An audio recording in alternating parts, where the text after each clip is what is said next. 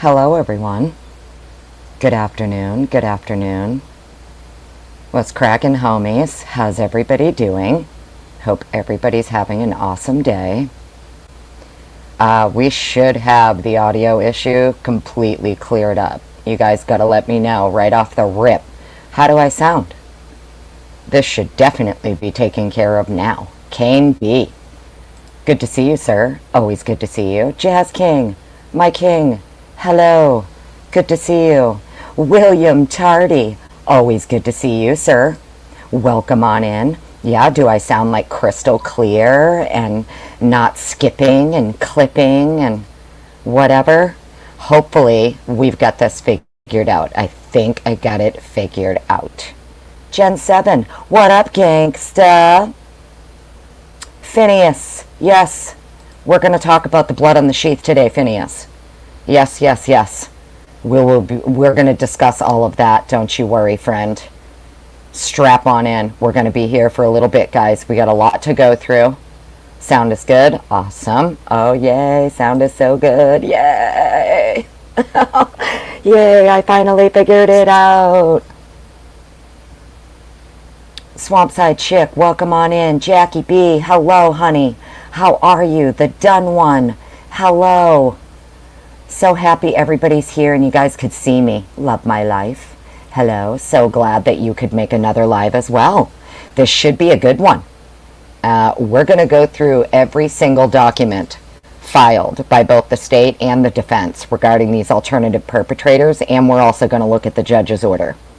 I want to look at everything, all together and cohesively. Yes? Sound like plans? Funsies for everybody? You know, with a little bit of my snark and my bullshit mixed in, you know. Sounds good? Okay, great. Awesome. Love it. I think I got it figured out, and I'm hoping it's all good now. Of course, the cat, you guys may hear her. She's probably going to be meowing because I'm talking and it's not to her. So just, you know, to clarify, you may hear her in the background. So, yeah. Jonah. Jonah, hail Hippler. That's a good one, Jonah. Yeah, ADH Stacy, welcome on in. It's fucking snarkety snark all day. I'm here for it. I've been holding it all in, you know. Dagburn, hello, good to see you. Welcome in, everybody. I hope you guys are having an awesome day. Happy Monday. Before we go any further, if you're new here, welcome to the channel. My name is Annie. This is Miss Potts, True Crime Docs and Snark. And that's what we do here. We read true crime docs and we snark the fuck out of them where need be. If that is not your cup of tea, feel free to click right on out. Members, love you. Mods, love you. Hopefully a mod pops in at some point. I set the chat though so that subscribers only. Sue, hello. So hopefully, you know, chat shouldn't be too crazy today. I don't have it where literally any old troll on the internet can pop in and say whatever they want. They have to be a subscriber for 5 minutes or longer. Jazz King, bring on maximum snark. Yes, that's what I'm doing. I have a lot of snark in me. I am me. Hello. Welcome on in. As always, do not listen to anything I say. Okay? I'm never, ever going to tell you guys that I know something. Okay? I don't know shit. That's my motto here. I don't know shit. I ask a lot of questions, and I'm snarky, and that's it. Don't ever listen to me. Read the documents for yourself. Come to your own conclusions. Everything I do here is just my pure opinion, speculation. Even when I'm reading docs, I like to ask a lot of questions, unless I know I'm right about something. Then I'll say, I know I'm right, bitch, and I'll give you the reasons why. It has been rough out here, right? It has been rough out here. Yes, Gen 7. Maximum snark to the octillionth degree, motherfuckers. Kaleidohope, welcome on in, darling new member. I saw you figured it out. Welcome. I'm so glad you did. I'm honored that any of you want to be a member, honestly, so thank you from the bottom of my heart.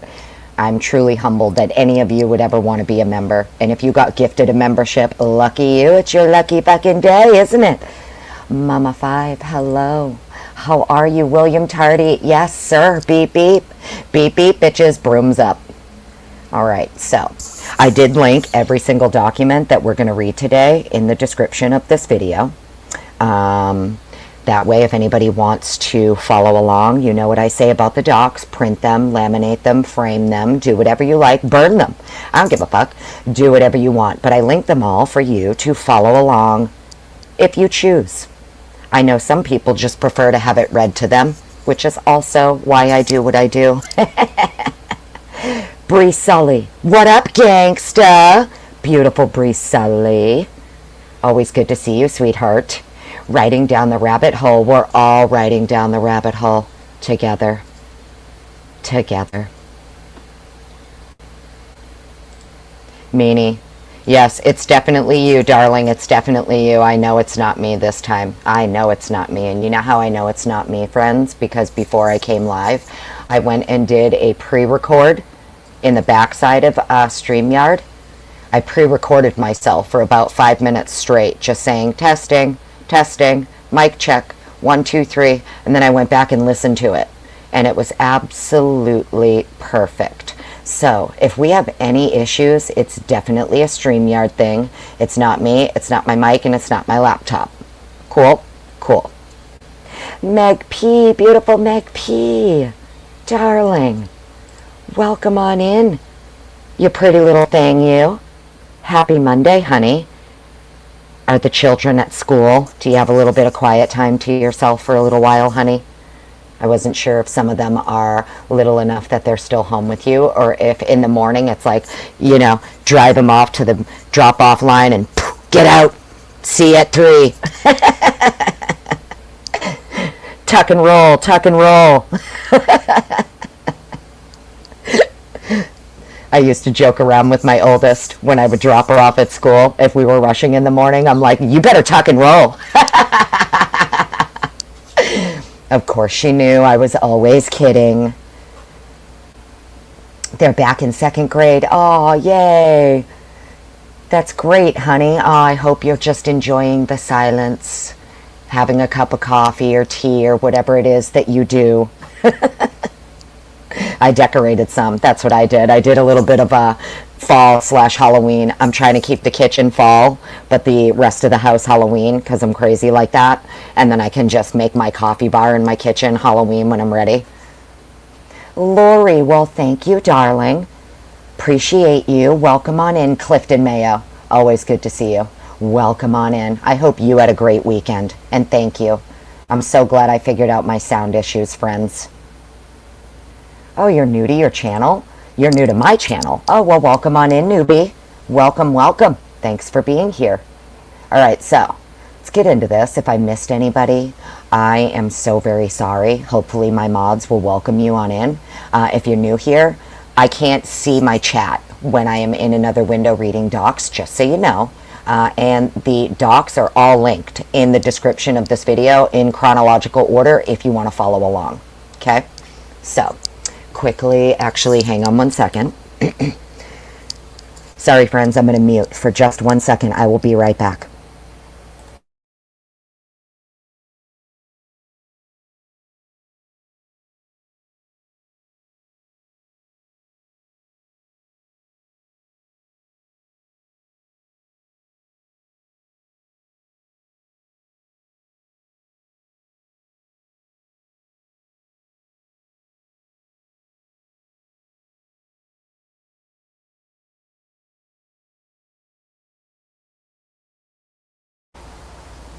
Nefarious hijinks. Look at this, gifting memberships already off the rip. Thank you so much, Nefarious hijinks. Welcome on in, new member. I can't see it on my end of StreamYard, so I don't know who got the membership. But if you are a member, you have 2 Michael Myers emojis that you are allowed to use. Go ahead and put them in the chat. My little icon here in the right-hand corner, you have that one, and you also have another one. So go ahead and say a thank you with your Michael Myers emoji chat in the chat. All right, so let's go. First one we're going to look at here is the original filing from the state. It is the motion in limine for the alternate perpetrators. The state's motion in limine. Let me go find that. Share screen. Oopsie. Jazz King, look at you with the coffee fund. Gen 7, did you get the gifted membership? No, somebody else did. Let me know in the chat who got the gifted membership. Thank you again, Nefarious Hijinks, and congratulations, new member. Jazz King, as always, sir, my king, thank you so much. Coffee fund is right. I need all the damn coffee I can get. I just made a frozen one, actually. Bruno, what up, Bruno? Good to see you. Welcome on in. Jen, you were just excited about the emojis. Feel free. If you're a member, you have emojis, special emojis you can use. Use them all. Use away. Okay, so let me go get this. We'll share this. I always appreciate you, Jazz King. Okay, so here we go. State's motion in limine for alternate perpetrators. Make that a little bit bigger and get myself out of the way here. And then we're going to get into this. We have a lot to go over, friends, and this is why I wanted to do all of these docs cohesively together, because they all go together. So we're going to start right from the first document that was filed from the state regarding alternate perpetrators, and I'm going to try and take us all the way down the rabbit hole right to when we get the order from Hippler, and then these two new unsealed that we've gotten to go over regarding the offer of proofs. So I'm going to try and keep it short and sweet, but at the same time, we may be here for a little bit. So, you know, get your drinks, get your blankie, get your snacks, get your vapes, and buckle on in. Beach Babe, Miss Charlene, hello, hello, everyone. Welcome on in. So good to see you. All right. Just wanted to make sure I say hi to everybody. And then I'm going to go to another screen to read. When I do that, I can't see chat, so appreciate every single one of you for being here. Happy Monday. Let's get it rolling. Let's get it cracking. Brooms up, bitches. Pammy B, hello. Good to see you. Let the witch cackling commence. All right. So, first one. This was filed, let's see, February 21st of this year.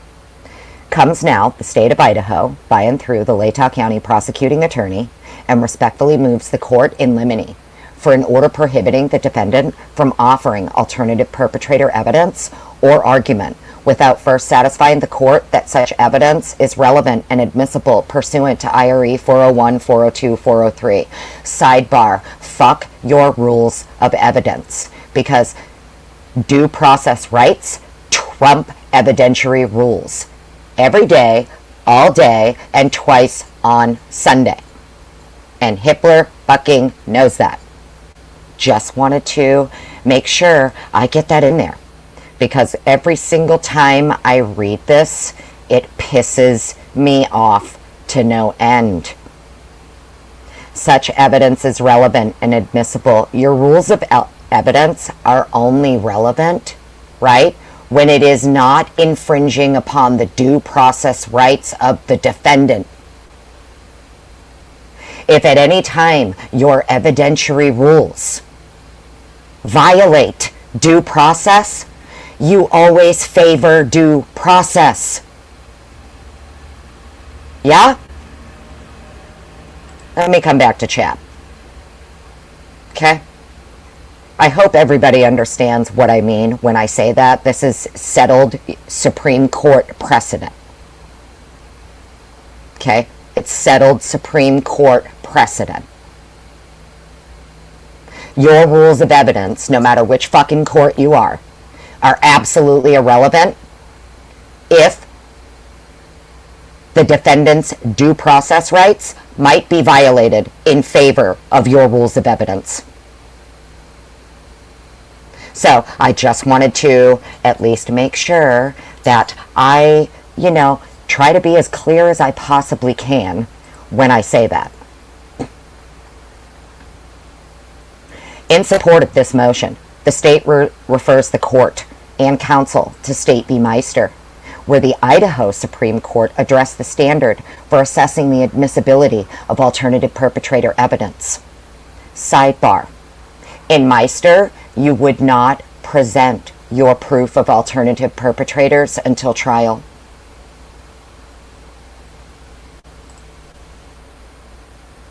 Okay? Also, just another fact. The Meister court determined that the defense would not have to proffer their proof of the alternate perpetrators until trial. In Buck, that's when it would have to go to the court first, and the court would determine if it's relevant or admissible.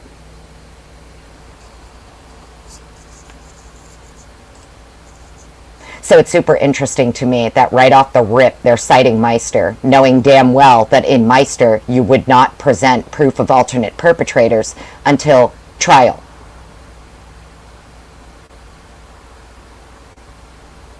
In Meister, the Idaho Supreme Court held that the Idaho Rules of Evidence, adopted in 1985, implicitly overruled State v. Larson.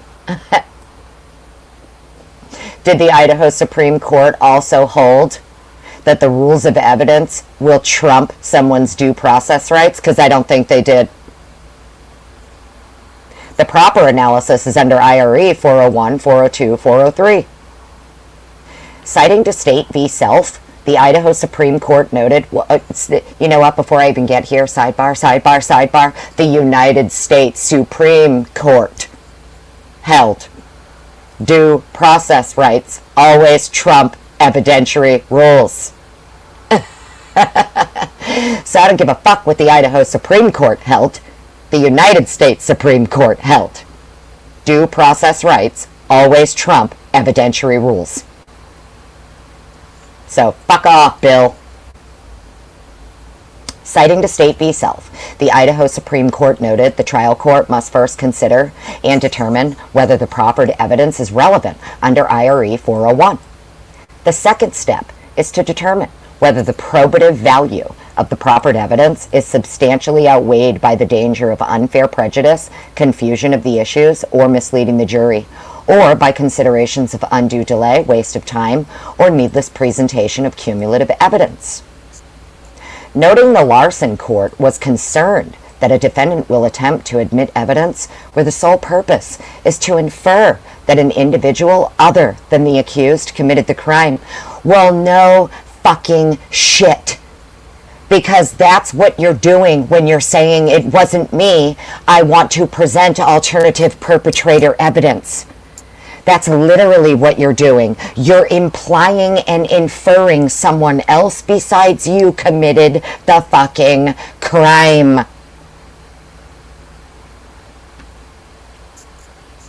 Right? You're not saying my buddy that was with me did it. Know what I mean? As I go back and read through these things, I'm telling you, I get more snarky. The snark, it just bubbles inside, like a fucking witchy cauldron. The Idaho Supreme Court stated, if the defendant proffers evidence which merely tends to mislead the jury that another person committed the crime, or the evidence is not relevant because it does not tend to make the defendant's involvement more probable or less probable, then it is within the trial court's discretion to find the evidence admissible. Discretion. Discretion, Your Honor. You should have exercised discretion. Mere inferences that another person could have committed the crime will most likely not be relevant, and if relevant, will still be subject to the limitation provisions of IRE 403, while not when it's violating the due process rights of the defendant. If your limitation provisions of your rules of evidence violate the due process rights of the defendant, you always favor the defendant, unfortunately. You always favor their due process rights. because you never want them to be able to come back and appeal that shit, that you violated their due process rights. Right? Just saying. In this case, during the course of the investigation, literally thousands of tips regarding possible perpetrators were received by law enforcement. With the exception of information regarding the defendant, none of these tips were substantiated. We are still waiting for the ISP supplemental report numbers that show us the tips where someone's calling in saying, hey, this creepy motherfucker Brian Kohberger might be your guy. You may want to take a look at him. And then law enforcement is following up and substantiating that tip. I'm still waiting for that report number from MPD or ISP. And I put in a separate request to Idaho State Police specifically for those reports.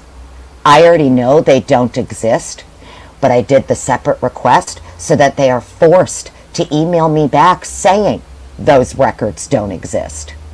It's the exact reason I did it. I already know they don't exist.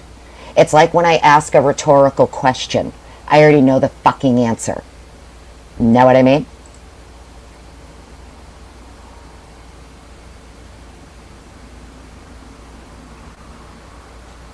All right. The state submits that any attempt by the defendant to offer or argue alternative perpetrator theory without evidence specifically connecting persons other than the defendant to the homicides would do nothing more than mislead and confuse the jury, and would also result in undue delay, waste of time, and would be a needless presentation of cumulative evidence and unfairly prejudice the state. That's the real reason. That's the real reason. Because it would unfairly prejudice the state, because they would have no way to combat. Right? Well, you can't unfairly prejudice us. We can unfairly prejudice the defendant all we want, but you can't fucking do it to us. That's the real crux of Bill's issue here. He doesn't want to be unfairly prejudiced and made to look like a fucking idiot in front of the jury. That's all this really is. It's super interesting to me, though, that what he says here is the defendant, right? The state submits that any attempt by the defendant to offer or argue an alternative perpetrator theory without evidence specifically connecting the persons, that is just super interesting to me, because we already know you don't need direct evidence linking the alternate perpetrator. It can be circumstantial. Under the Idaho Supreme Court's ruling in Meister, this should be prohibited. The state respectfully submits that the defendant should be precluded from offering or arguing alternative perpetrator evidence without first meeting the relevance and admissibility thresholds of IRE 401, 402, 403, and as analyzed by the Meister Court. What he's leaving out here is that the Meister Court also held that you would not present your offer of proof until trial. So Bill is asking the court to basically take the rules of evidence and hold those in higher regard than the due process rights of the defendant, when the fact of the matter is due process rights always trump evidentiary rules. Hang on one second. I think my cat is upstairs. Hang on, friends. I don't know what that noise is, but let me go check. So sorry. I'll be back in just a jiff.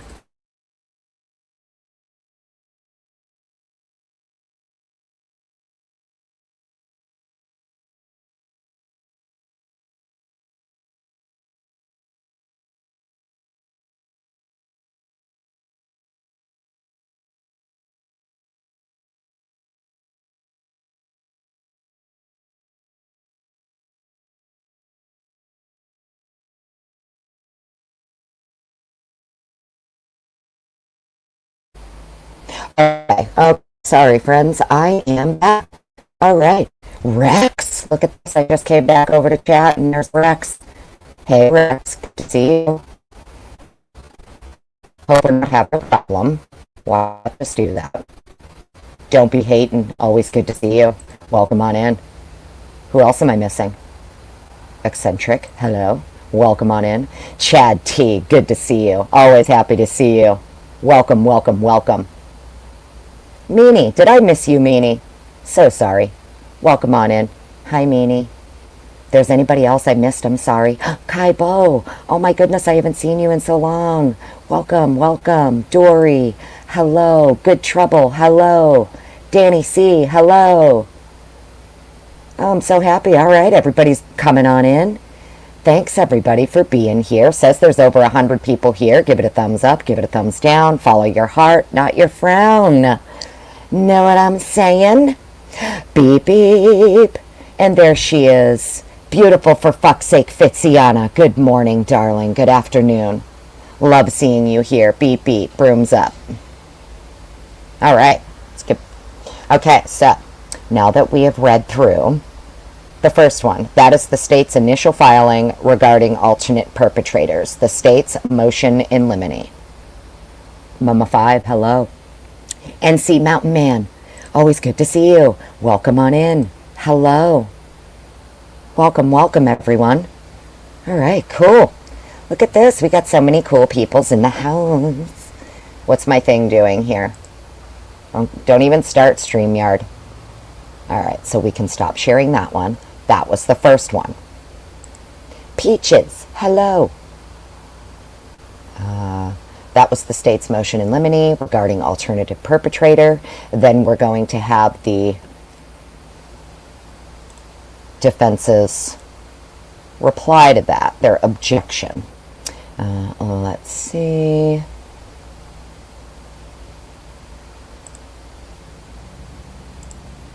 Share that. What's this? Oops, wrong one. Sorry. Where did I put it? That was the state's motion in limine. It's got to be this one. Yeah, there it is. Okay. That's all. Sorry, friends. Hang on one second.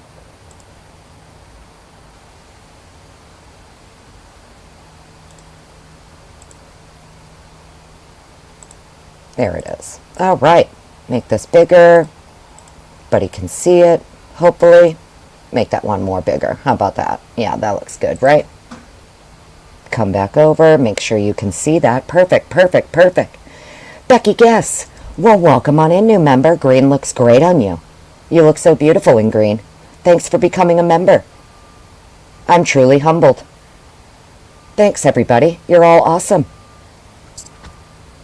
Welcome, welcome. If you're a new member, you have special Michael Myers emojis. Feel free to use them in the chat. All right. Let's get into the next one. This is going to be the defense's objection to the state's motion in limine regarding alternative perpetrator evidence. Let's go get my highlighter. Now, as we know, it was the lovely Miss Massive, that little firecracker herself, the little firebomb is what she is. We all know she was the one handling all of the alternative perpetrator stuff for the case. So I believe most of the replies to the state for this are from Miss Massive, if I remember correctly. All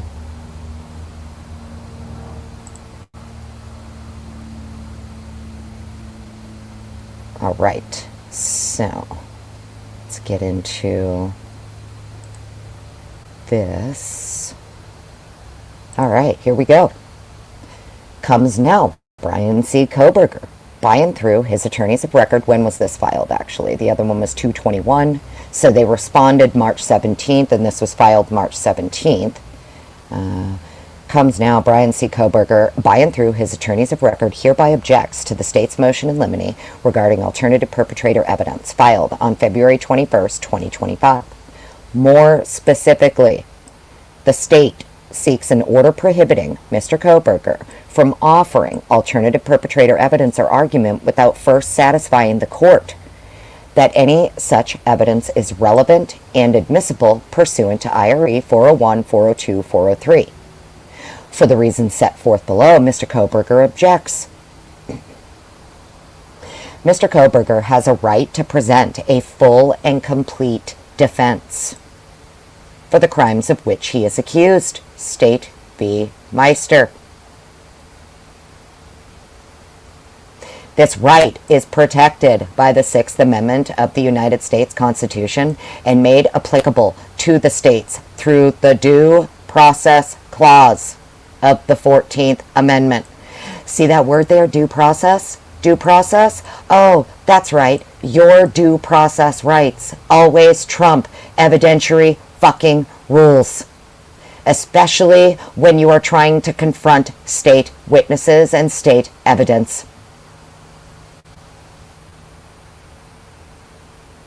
When presenting a full and complete defense of the crimes charged, Mr. Kohberger should be given an opportunity to proffer evidence of an alternative perpetrator so that such evidence can be properly evaluated for relevancy and admissibility under the Idaho Rules of Evidence. The timing of when an offer of proof is made is not clear. In Meister, the Court of Appeals explained that the offer of proof was made during trial.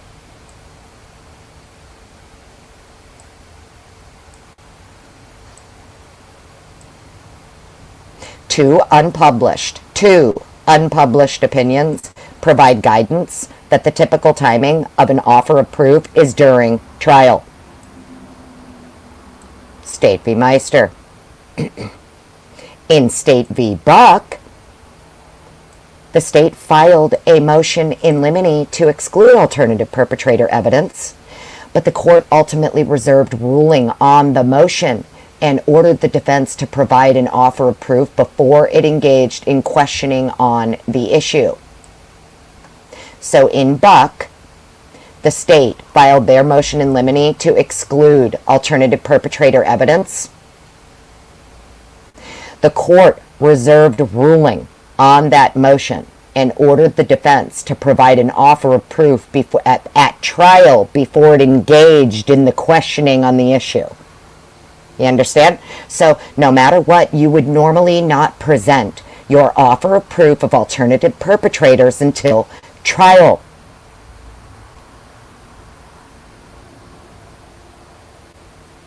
The state argues that literally thousands of tips regarding possible perpetrators were received by law enforcement during the course of the investigation, and that none of these tips were substantiated, with the exception of information regarding the defendant. The state is correct that over 45,000 tips have been disclosed and discontinued immediately. Case full of alternative perpetrators. The state has chosen to focus on Mr. Kohberger at its own peril. Mr. Kohberger will produce offers of proof related to many alternate perpetrators in this case, and then will meet Idaho Rules of Evidence 401, 402, and 403. Many alternate perpetrators can be connected to the crime.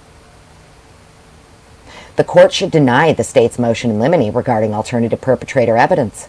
Alternatively, the court should reserve ruling on this motion until Mr. Kohberger provides an offer of proof that can be evaluated under the standard for admissibility set out in State v. Meister. That would be at trial.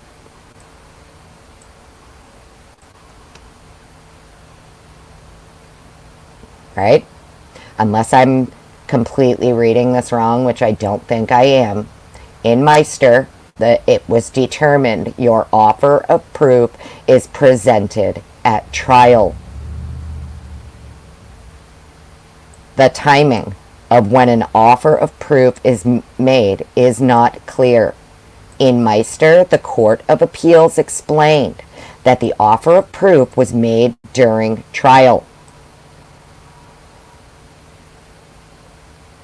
And in Buck, because the state filed their motion in limine first to exclude alternative perpetrator evidence, just like the state did here in Kohberger's case, that's why they're asking alternatively, right?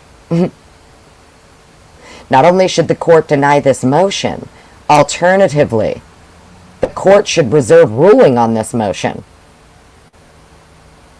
until the offer of proof can be evaluated under the standards for admissibility set out in Meister.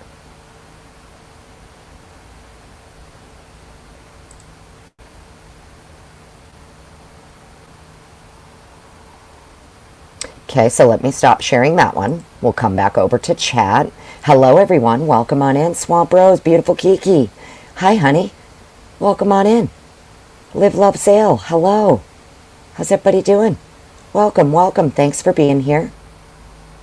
So, yeah, isn't this super interesting, right? Like, it's so wild to me. So, technically, your offer of proof would not be presented until trial. Big Mikey, what up? Welcome on in. Good to see you. Always good to see you. All right. On to the next, right? So now we have the state's reply to the defendant's objection. Let's get into that one.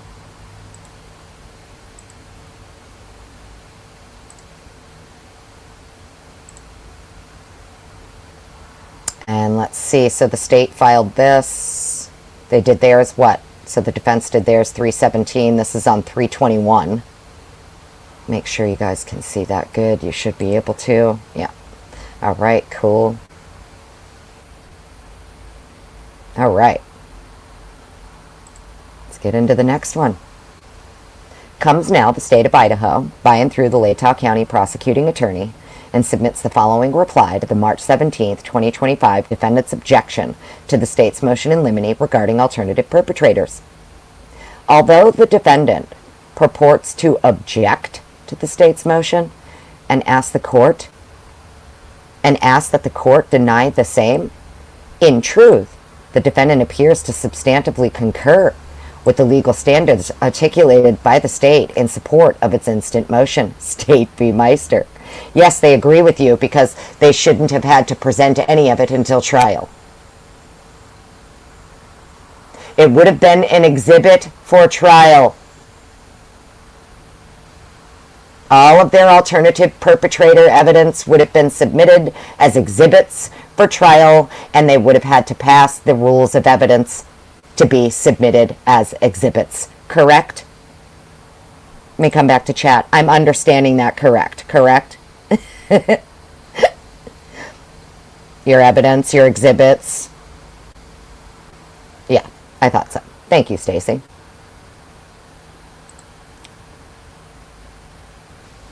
That's why they agree with you. They concur. Yes, under State v. Meister, you're correct, State. We wouldn't have to submit it till trial. It would submit as part of our fucking evidence. The defendant acknowledges that he must make a satisfactory offer of proof prior to offering or arguing an alternative perpetrator theory. Consequently, the court should grant the state's motion and enter an order prohibiting the defendant from offering alternative perpetrator evidence or argument without first satisfying the court that such evidence is relevant and admissible under IRE 401, 402, 403, and State v. Meister. Under the authority of Meister, which cites approvingly to State v. Self, the defendant's proffer or offer of proof must include evidence specifically connecting persons other than the defendant to the homicides. That is not true, actually. It does not have to be direct evidence. It does not have to be specific evidence. It can be entirely circumstantial. Recognizing that mere inferences that another person could have committed the crime will most likely not be relevant, and if relevant, will still be subject to the limitations provisions of IRE 403. The state further requests that the court set a reasonable deadline for the defendant to make any proffers or offers of proof regarding alternative perpetrator evidence or argument sufficiently prior to trial, so the issues can be fully reviewed by the court, appropriate admissibility decisions made, and the parties prepared to proceed accordingly.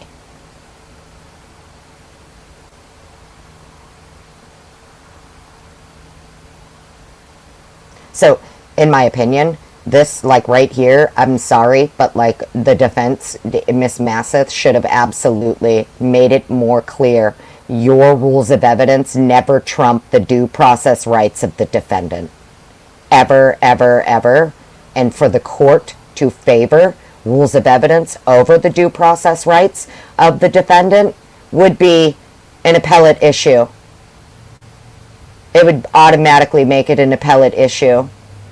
I'm sorry, but I would have found a nice way to basically, threaten Hippler here with, don't make me have to turn this into an appellate issue.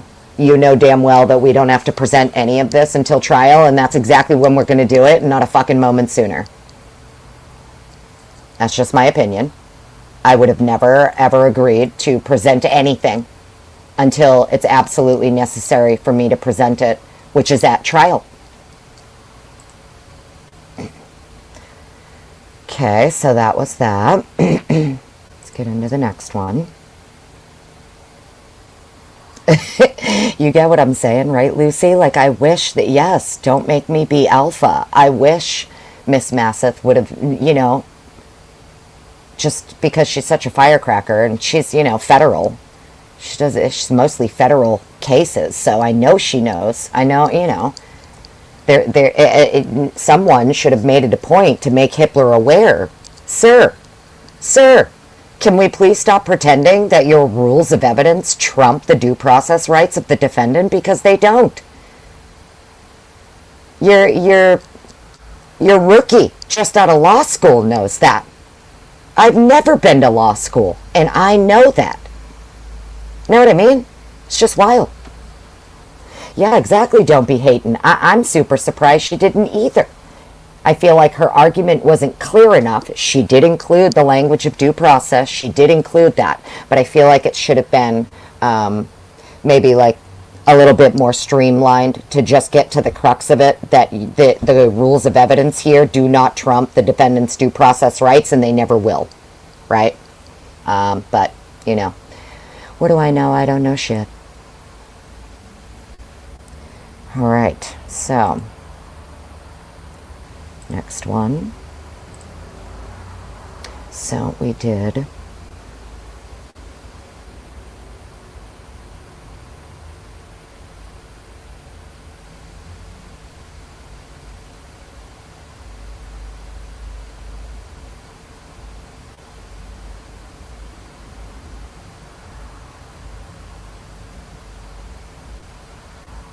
okay, and then I believe this is the order. You make sure I have the right thing here.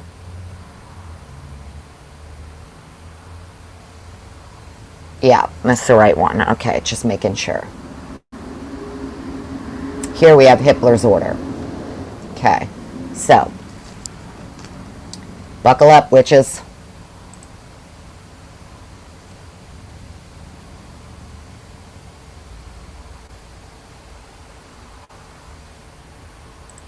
Okay, so his order came in June 26, 2025. Is that right? Did I grab the wrong thing? Is this the thing he just unsealed? No. I don't think so. Shit. Did I grab the wrong thing? Hang on. Fitzy, darling, if you're still here.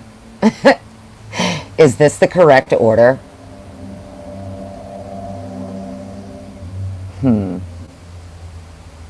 They did all this back in February and March. It's a fucking order for this from Hippler. I hope I didn't grab the wrong thing. This is on the offers of proof. Yeah, no, this is the right thing, right? I think I'm tripping myself out over here. Like Rolo says, trip out on this. Trip out on this, I'm tripping myself out. Oh, yes, darling. I know, Jen. We're getting there, honey. Okay, so I think this is the right thing. I hope it is, dear God. This is the redacted order on the defendant's offer of proof regarding alternate perpetrators. Yeah, the state previously moved in limine seeking to preclude defendant from offering or arguing alternative perpetrator evidence without first satisfying the applicable evidentiary standards. In accordance with the court's subsequent order on the motion. Yeah, where's that fucking order? Hang on. Let me go back over here because I think I grabbed the wrong one. My bad, my bad.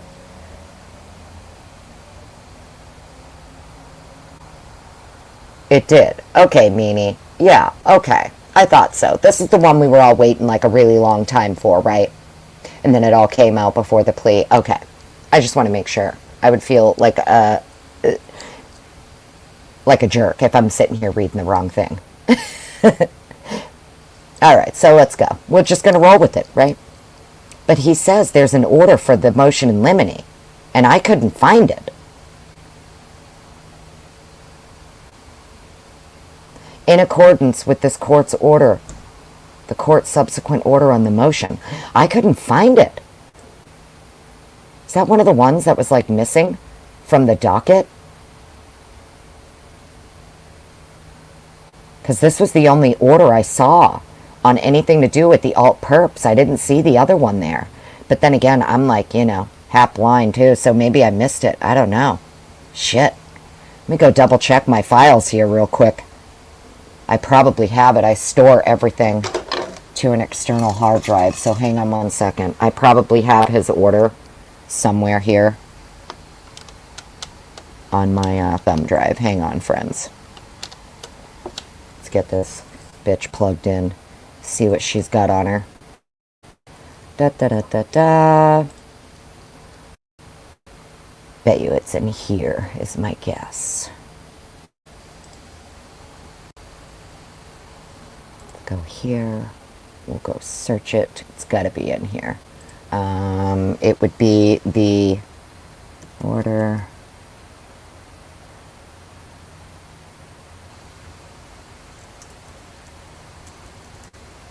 Motion in limine.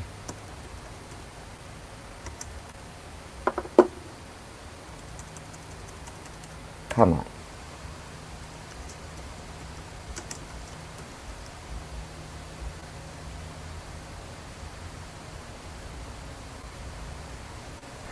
Order on state's motion in limine. Here we go. Neuro. Witness identification by bushy eyebrows. Where's this one? Text messages. I know it's in here.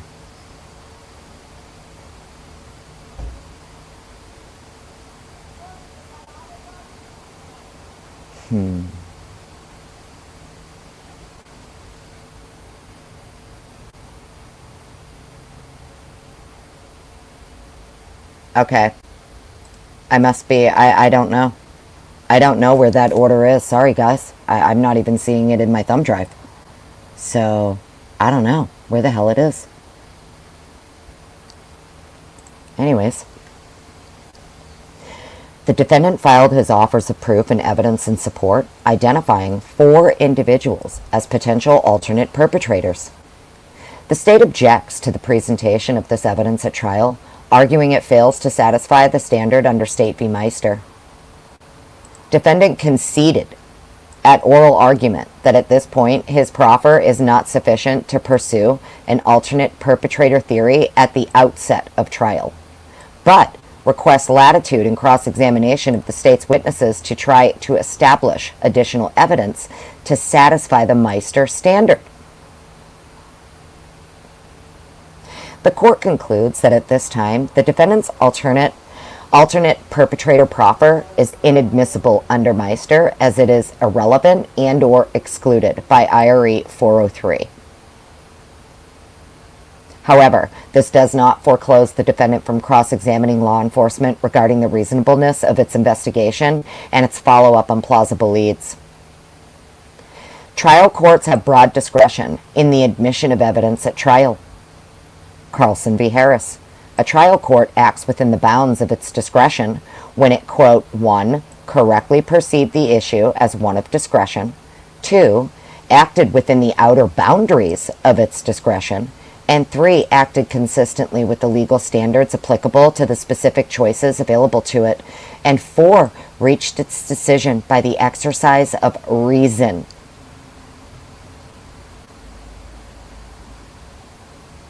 Analysis. The seminal Idaho case on the admissibility of alternative perpetrator evidence is Meister Supra. Prior to Meister, a defendant wishing to present such evidence at trial had to first present, quote, proof of connection with the crime, such a train of facts or circumstances as tend to clearly to point out someone besides the accused as the guilty party.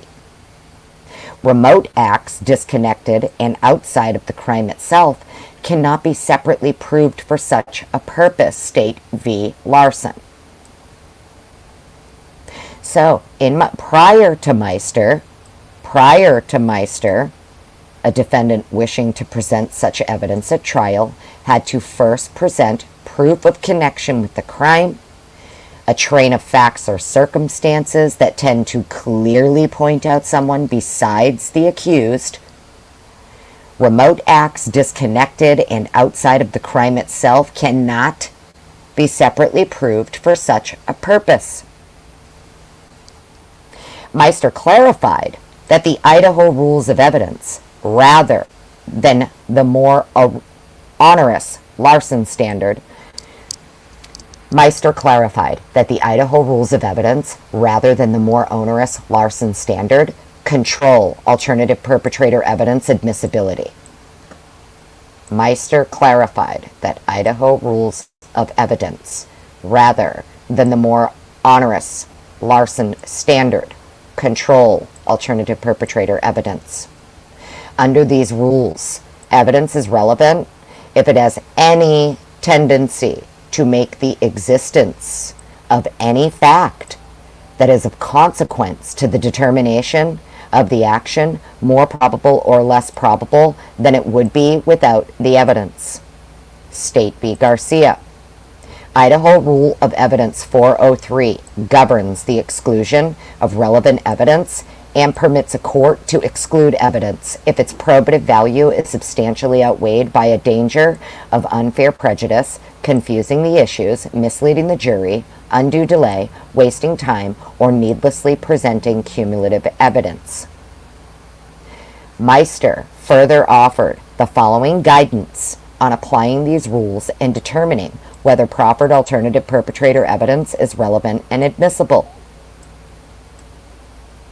If the defendant proffers evidence which merely tends to mislead the jury that another person committed the crime, or the evidence is not relevant because it does not tend to make the defendant's involvement more probable or less probable, then it is within the trial court's discretion to find the evidence admissible. Discretion. Mere inferences that another person could have committed the crime will most likely not be relevant, and if relevant, will still be subject to the limitation provisions of IRE 403. A defendant has no right to present irrelevant evidence, and even if evidence is relevant, it may be excluded in certain cases. So even if you have relevant evidence for an alternative perpetrator, it may be excluded in some cases. Even if your evidence is relevant. Even if. Here it is again. Even if. The Idaho rules of evidence effectively safeguard against the admission of conjectural inferences without the lower courts needing to apply the Larson direct connection doctrine. State v. Meister. Here, the evidence defendant has offered purporting to establish the four individuals as alternate perpetrators abjectly fails to meet the Meister standard. Footnote 1. In addition, the evidence largely consists of inadmissible hearsay. Defendant contends, however, that under Chambers v. Mississippi, hearsay tending to establish third-party culpability may be admissible. You damn right it is. To protect a defendant's constitutional rights to a fair trial and to present a defense under the 6th and 14th Amendments.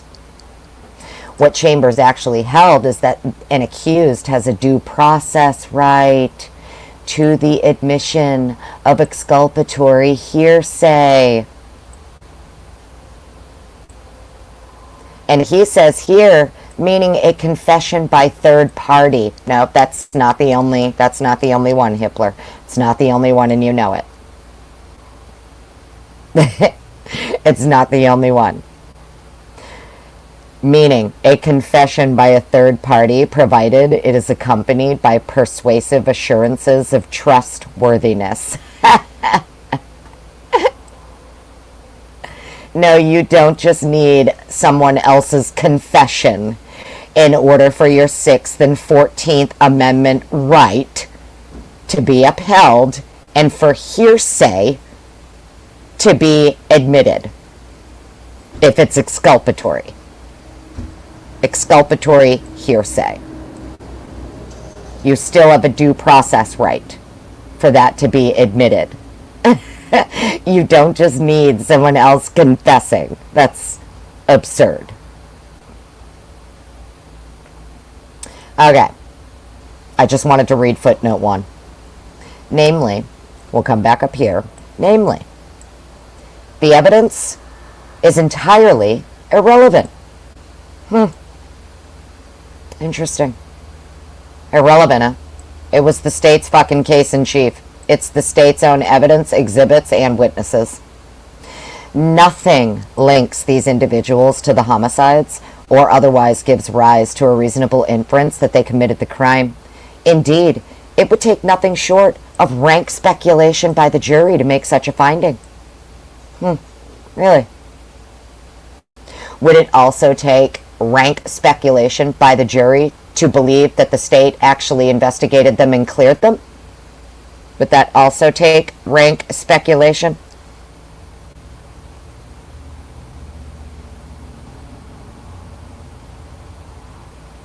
Right? Just saying. Would it also take rank speculation by the jury to believe that these witnesses who were once suspects were actually investigated and clear?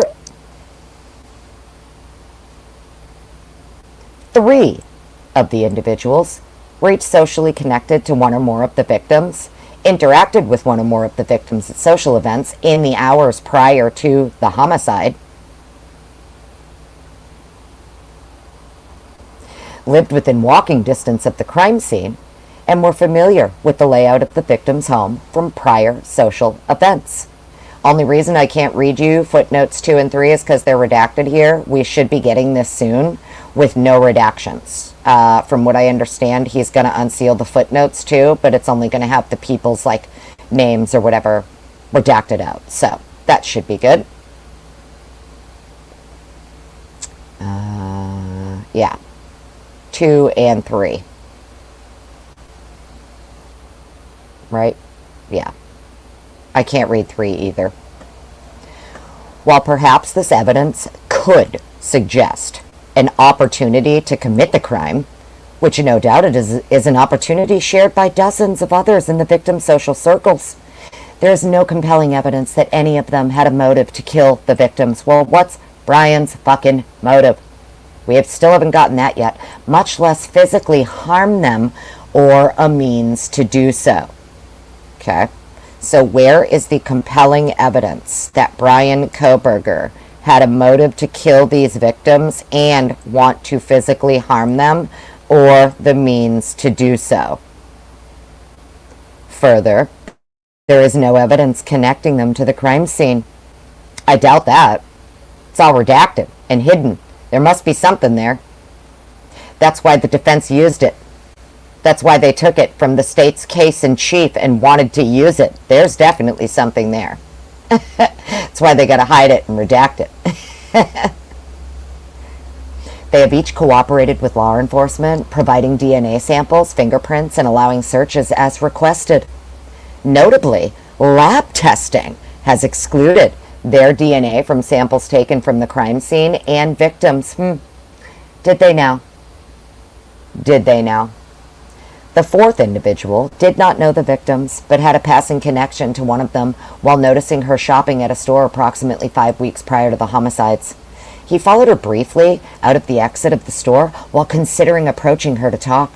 He turned away before ever speaking to her. The event was captured on surveillance camera. This individual subsequently cooperated with law enforcement. It took a little bit of coaxing, but he subsequently cooperated with law enforcement, providing his phone number and a DNA sample. As with the other alleged alternative perpetrators, lab reports excluded his DNA from the samples taken from the crime scene and the victims, and there is no evidence connecting him to the crime scene. Interesting. Lab reports excluded his DNA, huh? So they tested all of these people's DNA against a male blood B&D, even though no blood B&D was ever subjected to code or IgG, huh? Yeah? You sure about that, Hippler? Are you so sure about that, Hippler? I don't think you are. I don't think you are, sir. Respectfully, I don't think you're sure. Because if male blood B and D were never subjected to CODIS or IgG, well then how the fuck are you comparing all of these other people that were originally suspects to that DNA? How are you doing that? What samples, what evidentiary samples were they compared to? Because it wasn't male blood B and D. That's for sure. Right? My guess is it was not compared to male blood B and D. Just a guess.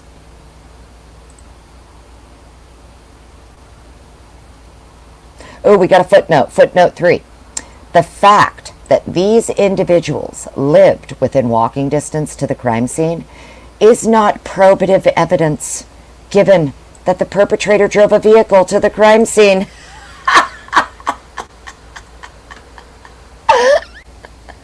Well, fucking Hippler solved the case.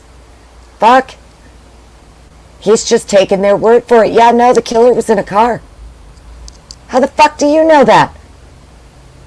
How does anybody know that? Nobody knows, including the state. Where's the proof the killer was in a car? Where's the car with the evidence in it? Where's the car that has the evidence from this crime scene in it, connecting the car to the crime scene?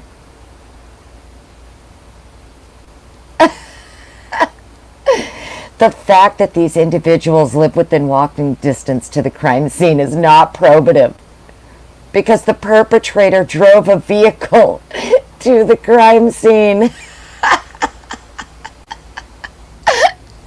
Further, none of these individuals drove a vehicle matching the description of the suspected killer.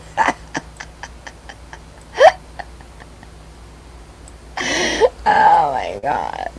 Hippler, you heard of legs, right? You've heard of legs? You understand people can fucking walk? Is he aware people can walk to the crime scene if they live that close?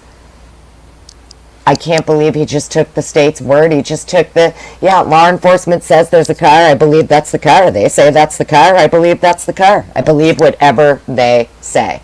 Fuck you, defense. I believe the state. He already made up his mind. It's very obvious here. Do you get what I'm saying? Hippler, he made it abundantly clear from the beginning. I would like to say I'm happy to be here, but let's not start with an untruth. He never wanted this case, and he already had his mind made up from jump, in my opinion. But I don't know shit.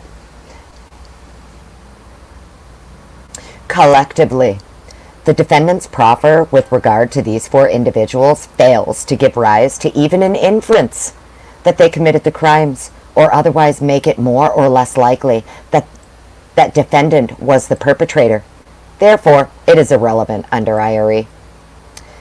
The defendant has provided no probative, admissible, significant evidence of motive, ill feelings, means, presence at the scene, or any other connection to the crime that could possibly move the ball to the extent that it supports an alternate perpetrator theory.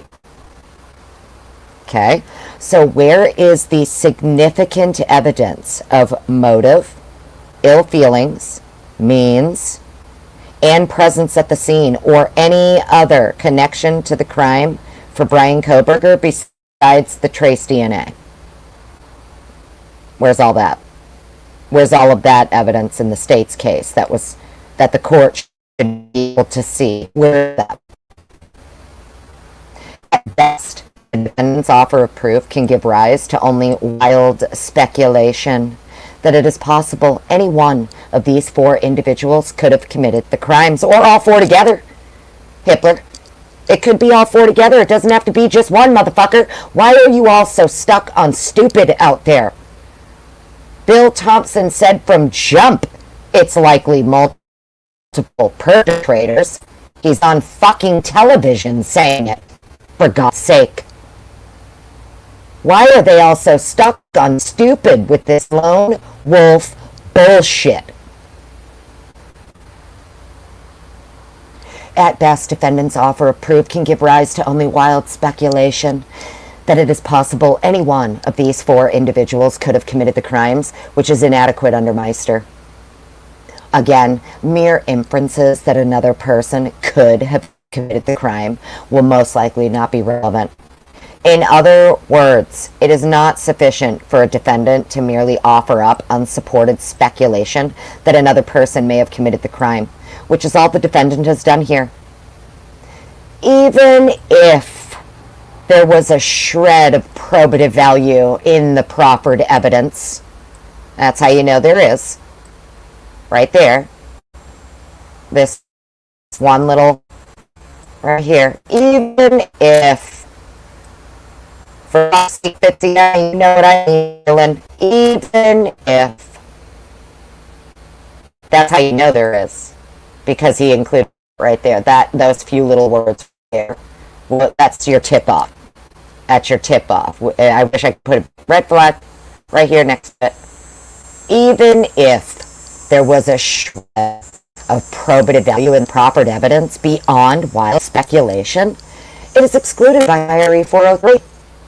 As the 10th Circuit noted regarding alternate perpetrator evidence, it is not sufficient for a defendant merely to offer up unsupported speculation that another person may have done the crime. Such speculative blaming intensifies the grave risk of jury confusion, and it invites the jury to render its findings based on emotion or prejudice. Interesting. Even if there was a shred of probative value in the proffered evidence beyond wild speculation, it is excluded by IRE 403.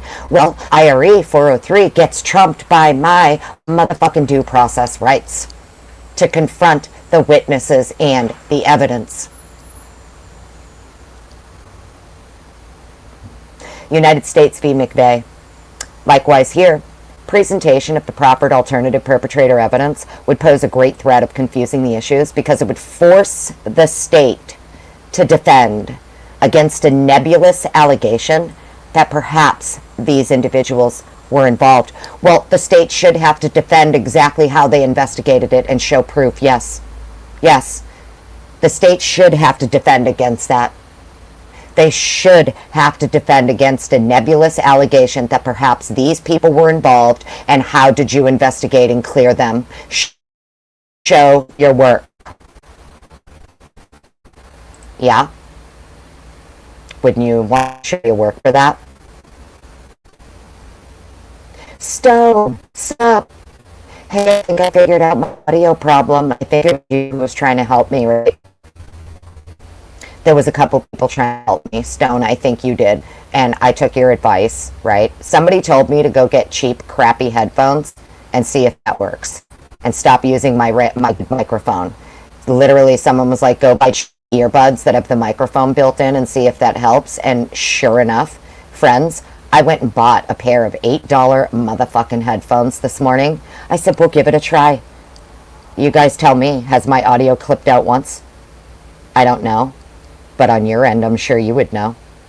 Let me know in the comments. How's the audio doing? You know how pissed I'm going to be if I went and spent the money that I spent on the mic and the setup and everything that I got, and all I needed was an $8 pair of cheap motherfucking headphones. So, interesting. Interesting. Red After Dark, good to see you, honey. Welcome on in. Lovely Libra, hello. Audio sounds a lot better today, huh, right? Yeah, isn't it wild? I don't know, somebody was saying something about a sample rate in my chat. Was that you, Stone? Talking about a sample rate, right? I'm like, I don't even know what you're saying. I don't know what a sample rate is or whatever. But some said, just go buy cheap headphones. I bet you'll probably have a lot more. You'll have better quality. I said, no way. No way, I don't believe it. Sure enough, I guess so. Has gone in and out, but not as much as usual. Oh, okay, that's okay, honey. That's StreamYard, though. StreamYard has been having lots of problems with glitching. Yeah, that was you, Stone. Thanks, Stone. Appreciate you. Hopefully this is better.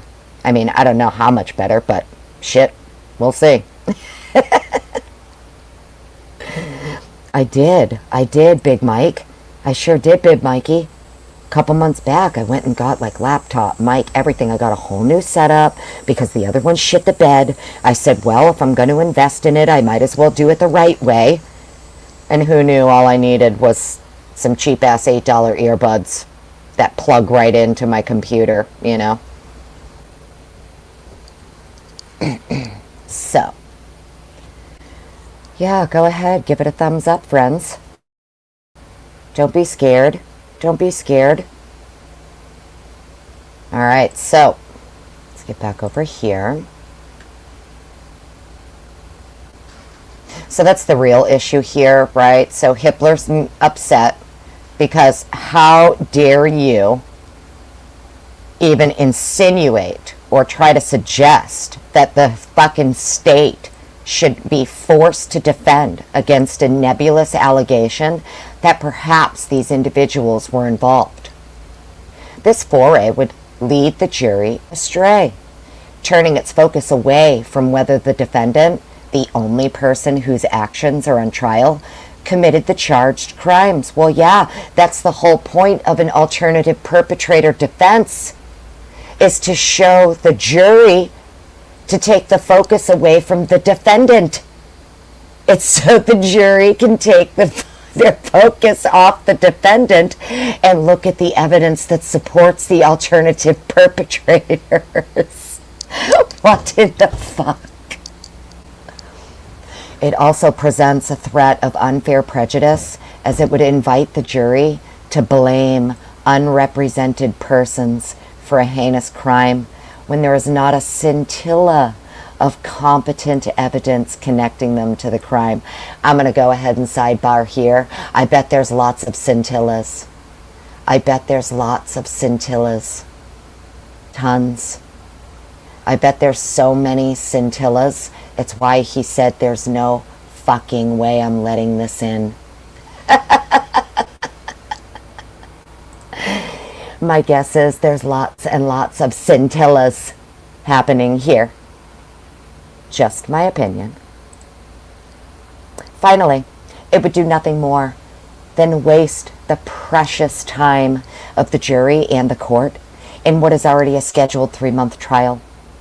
Nonetheless, the court's ruling does not preclude the defendant from confronting and cross-examining the state's law enforcement witnesses regarding the thoroughness of the investigation, particularly in following up on and ruling out leads generally. Let's look at this again. The court's ruling does not preclude defendant from confronting and cross-examining the state's law enforcement witnesses regarding the thoroughness of the investigation, particularly in following up on and ruling out leads generally. When we get into the 2 docs that were unsealed, one from the defense and one from the state, this is all going to make so much sense. That's why I wanted to do it all cohesively together. Indeed, the Idaho Court of Appeals recently found, in an unpublished opinion, that questioning a detective about failing to follow up on other plausible leads was relevant to alternative perpetrator analysis. Quote, "We agree with Emerson that a relevant line of inquiry would be to question the scope and breadth of the investigation and to explore on cross-examination whether plausible investigative leads about third parties were ignored or overlooked." Oh, look at that. Buck. State v. Buck. I'm going to go ahead and take a little stab in the dark here that these plausible investigative leads about third parties were in fact ignored and overlooked.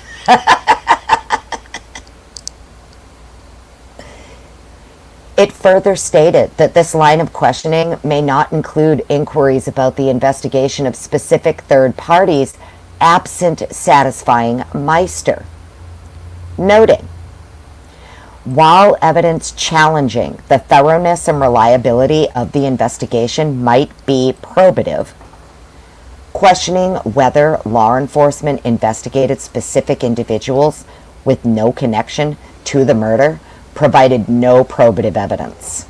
Moreover, with no connection between the evidence and the crime, there is no explanation or justification for the questioning, and it would not help the jury answer the only question in this case, whether Emerson killed James. Right. But the Court of Appeals, the Idaho Court of Appeals, recently found in an unpublished opinion that questioning a detective about failing to follow up on other plausible leads was relevant to alternative perpetrator analysis. We agree with Emerson that a relevant line of inquiry would be to question the scope and breadth of the investigation and to explore on cross-examination whether plausible investigative leads about third parties were ignored or overlooked. The court will apply these same parameters at trial regarding defendant's cross-examination of law enforcement. He may inquire as to the reasonableness of the investigation, including investigating and ruling out other leads.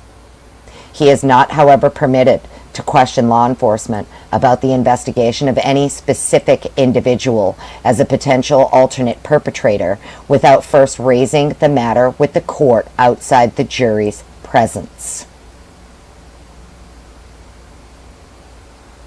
Okay, stop sharing that. And now we're going to go take a look at the two recently unsealed docs from the defense and the state for alternate perp. Come back over to chat real quick. Hi everyone, welcome in. If I'm missing any of you, I'm so sorry. I know you guys know when I'm in another window reading, I can't see you. Oh, Meg P, you're painting, honey? Oh, well, paint away, darling. Enjoy your day. Enjoy your day, honey. I know the kids are at school, so you do what you gotta do. I don't ever expect you to just hang out and chat. I hope you know that, honey. I know you're mods, but, like, I do not ever expect my mods to just sit here while I ramble on, okay? I hope everybody can just act like adults, and we shouldn't need to be modded anyway, you know what I mean? Gail, hello. Welcome on in. Good to see you, California Kane. Hello. Welcome on in. Yeah, I don't think anybody was, actually, if you want my honest opinion. I think the state produced a bunch of lab reports and shit that are bullshit, and these people were never actually ruled out or had their DNA tested or anything. We know no one's DNA was compared to male blood B and male blood D. We know that. Male blood D and B never had anything done to them, ever, ever, ever. Ever, ever, ever. Forever, ever, forever, ever. They never had nothing done. Exactly, Gen 7. Right. So she's supposed to cross-examine a corrupt law enforcement officer and not know which one. Furthermore, she's supposed to cross-examine this officer about leads and tips without actually naming anybody. He cuffed her, dude. It is what it is. Hippler, from jump, knew exactly what he was going to do, and his job was to literally handcuff the defense, put them in the quicksand, and make it so they can never get out. That's all they did, and that is just my opinion. It's just my opinion. I don't know shit, but in my opinion, that is all that Hippler did here. He assisted in burying them in quicksand and making it so they could never get out. So, Layla, hello. Layla. You got me on my knees, Layla. Welcome in, honey. Good to see you. Artie, hello. Tracy, hello. Willie, what up, gangsta? Good to see you, homie. How you doing? Was that you trying to call me? Sorry if it was. I'm live. That's why I didn't answer you. Oh, no, I didn't. It's just where I live. I'm in the city. Sorry, guys. You'll probably hear, and I have my door open. It's gorgeous out, so. All right, so let's go to the next one. Oh, fuck me. There's a whole bunch more coming. Hang on 1 second, friends. Which way are they going?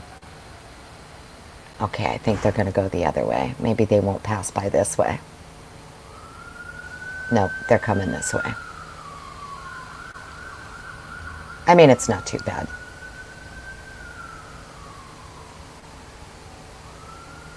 Oh, you were live as well, Willie? Oh, shit, homie.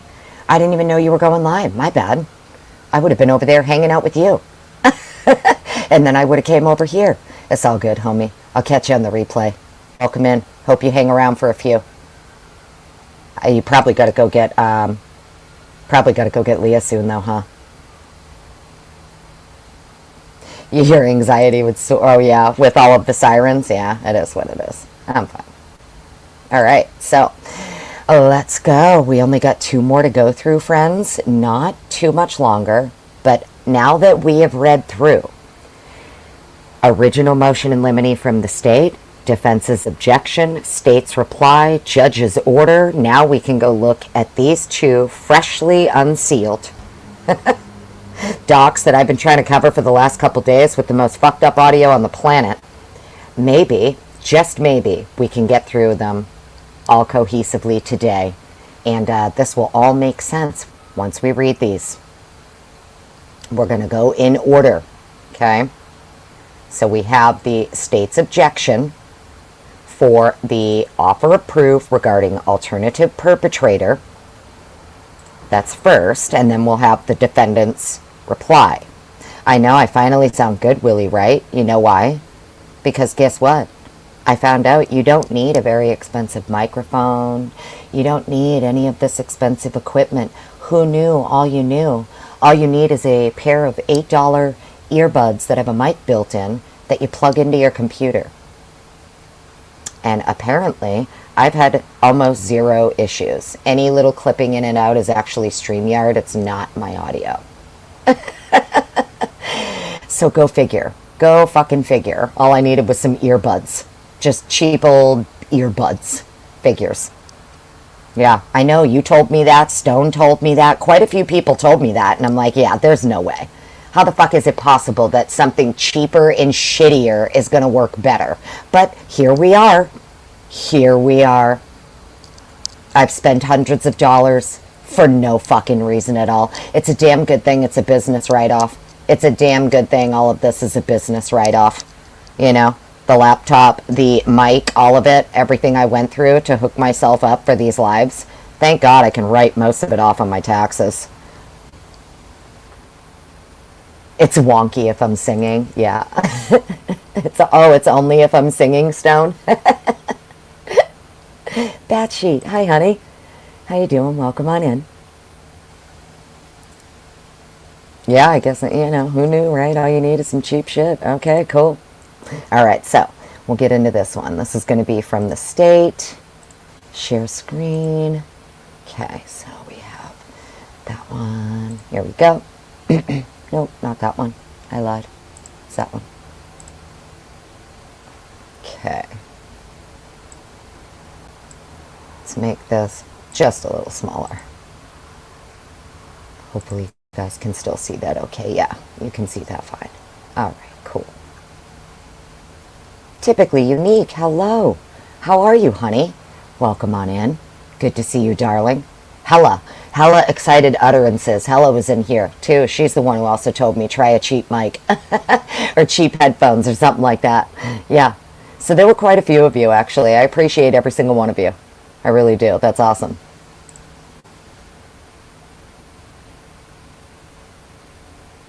Yeah, I know, Beckles. It's not, honey. I know. It's not. All right. So here we go. Fizzy cake. Hi. Okay, so let's get into this. We have the state's objection to the defendant's offer of proof regarding alternate perpetrators and the defendant's evidence in support of the offer of proof regarding the alternative perpetrators. Comes now the state of Idaho, by and through the Latah County prosecuting attorney, and objects to the defendant's May 14th offer of proof regarding alternate perpetrators and the May 23rd, 2025 evidence in support of offer of proof regarding alternate perpetrators. On April 18th, this court entered its order memorializing oral rulings on motions in limine, which included the state's motion in limine to prohibit the defense from offering alternate perpetrator evidence. In that order, at page 6, the court directed that the defendant must present offers of proof no later than May 14th, 2025, so the matter can be addressed at the pretrial conference, which was scheduled for May 15th. The court recognized the Idaho Supreme Court's decision in State v. Meister, which held that, quote, mere inferences that another person could have committed the crime will most likely not be relevant, and if relevant, will still be subject to the limitation provisions of IRE 403. The court correctly noted that, quote, after all, the defendant cannot merely show another person could have committed the crime.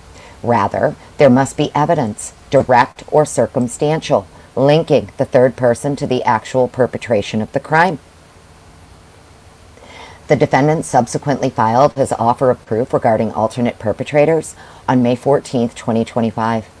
At the pretrial conference held on May 15, 2025, the court directed the defendant to submit actual evidence to support his alternative perpetrator allegations, stating that the defendant's May 14th proffer contained allegations that were fairly objectionable. The defendant subsequently filed his evidence in support of offer of proof regarding alternate perpetrators on May 23, 2025. Yet the defendant's proffered evidence is substantively no different than what the defendant alleged in his May 14, 2025 offer of proof, with the exception of an redacted. It appears that in reality, the defendant merely wants to cross-examine various states' witnesses as opposed to trying to make a case of an alternative perpetrator. While the defendant certainly has the prerogative to cross-examine states' witnesses, he cannot speculate that a third party committed the crimes with which the defendant is charged. This is the essence of the limitations and requirements related to alternate perpetrators. It remains the state's position that any attempt by the defendant to offer or argue an alternate perpetrator theory without evidence specifically connecting person or persons other than the defendant to the homicides would do nothing more than mislead and confuse the jury, and would also result in undue delay, waste of time, needless presentation of cumulative evidence, and unfair prejudice to the state. The real reason. Turning next to the four individuals the defendant wishes to argue as alternate perpetrators, the state addresses each in turn. As discussed below, the court should preclude alternate perpetrator evidence as to each because the defendant has not provided admissible evidence linking them to the homicides as required by Meister. Admissible evidence linking them to the crime. I thought you didn't have to link them. I thought you could just have circumstantial evidence. Right? Wouldn't circumstantial evidence also be like an inference? It would also be like a, hey, I have something here, and even though it's circumstantial and possibly hearsay, or it's a tip that came in, or we had 100 tips called in for the same person, people all saying the same thing about this person, that's circumstantial, right?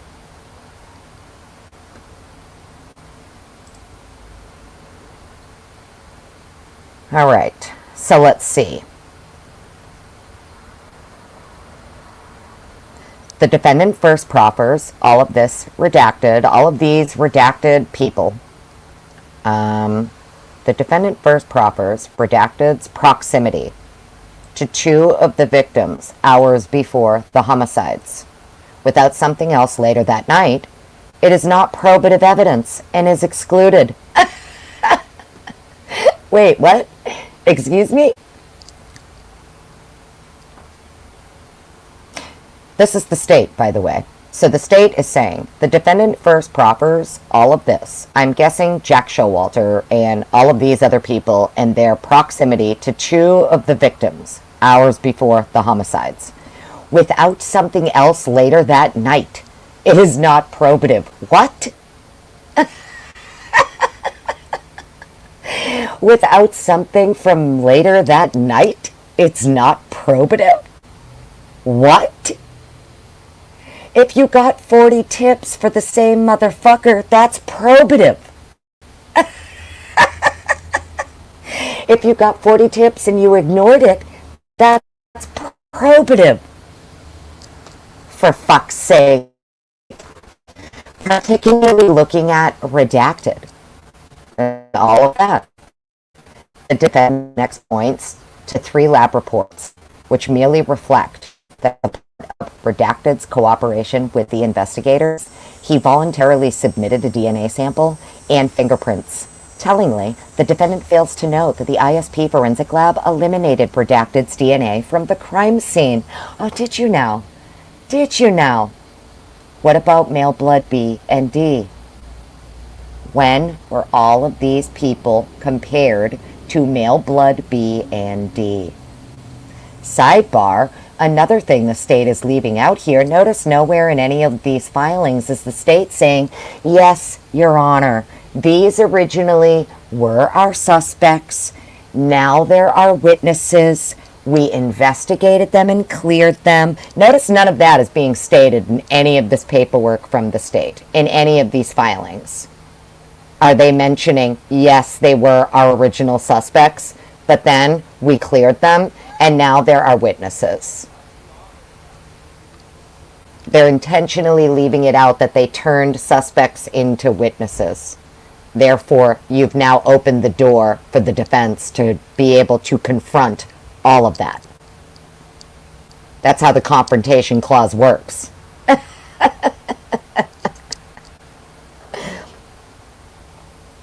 And if I'm wrong about that, I'm sure someone will fucking let me know. You know what I mean? But I don't think I am. So.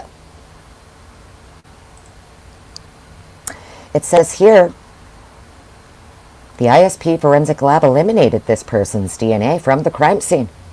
This person's DNA was not found on the knife sheath strap on which DNA was found that matched to the defendant, nor was it in the DNA mixture found on the back of the sheath.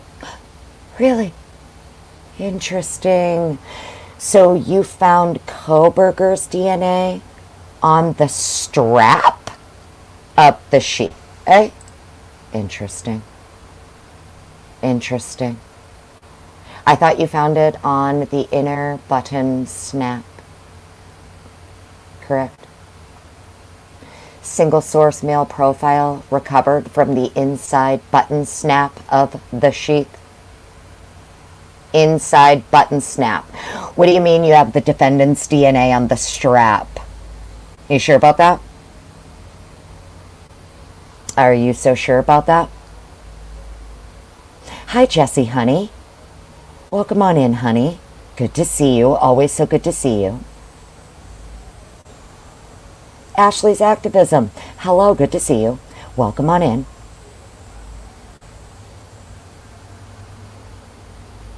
So, isn't that super, super interesting? So not only are they saying that they found Kohberger's DNA on the strap of this knife sheath, not the inside button snap, but the strap. Okay? They're also claiming that, hey, by the way, we also had this mixed sample from the back of the sheath. Clearly, they were able to pull a male profile from that mixed sample, which is why they are now comparing all of their alternative suspects. They're comparing original suspect DNA, allegedly, to the male profile pulled from the mixed sample off the back of the sheath. Isn't that interesting? Isn't that so interesting? So according to the state here, hey, we found his DNA on the strap, not the inside button snap. We found it on the knife sheath strap. That's what they're saying. That was matched to the defendant. Really? Knife?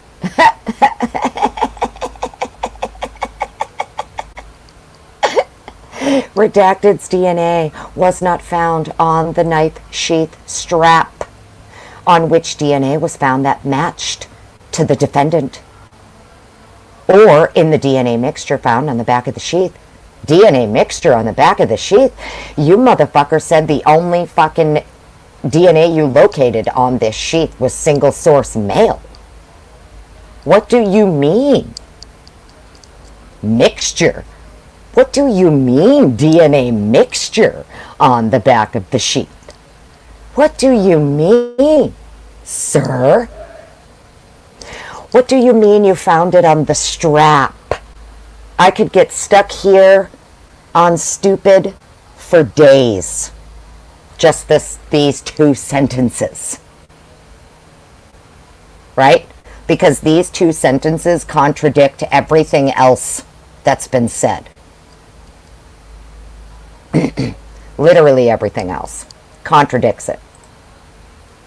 Redacted's DNA was not found on the knife sheath strap, nor was it in the DNA mixture found on the back of the sheath. Okay, so I already know, because trust me, I've had some people in my comments and stuff all say the same thing. The only people's DNA that was on the sheet, the reason it's a mixed sample, Annie, is because it was the victims. It's all the victims' DNA on the sheet. I said, really? All the victims, huh? All the victims? Only victim DNA on the sheath, huh? No. I don't know how to explain this in the simplest terms possible, other than if you are swabbing the back of the sheath, your lab gets it. They say, fuck, we have a mixed sample here. From that point on, they have to do YSTR testing. They not only have to determine what the mixture is.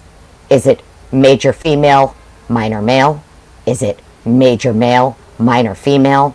Is it 2, 3, 4, 5, 6, 8 contributors? They have to figure out how many contributors, who's male, who's female, and your YSTR testing is going to help you extract the male. So if they're going around taking all of these other men's DNA and comparing it to this sample that was taken from the back of the sheath, clearly there's male DNA on the back of the sheath that is not Kohberger's. And if it was only female victim DNA on the back of the sheath, they wouldn't bother comparing it to any fucking males at all. Make sense? Make sense? That's the easiest way that I can think to explain it. They tried telling everybody the only thing they got off this sheath was single source male DNA, and that is a fucking bald-faced, flat-out lie.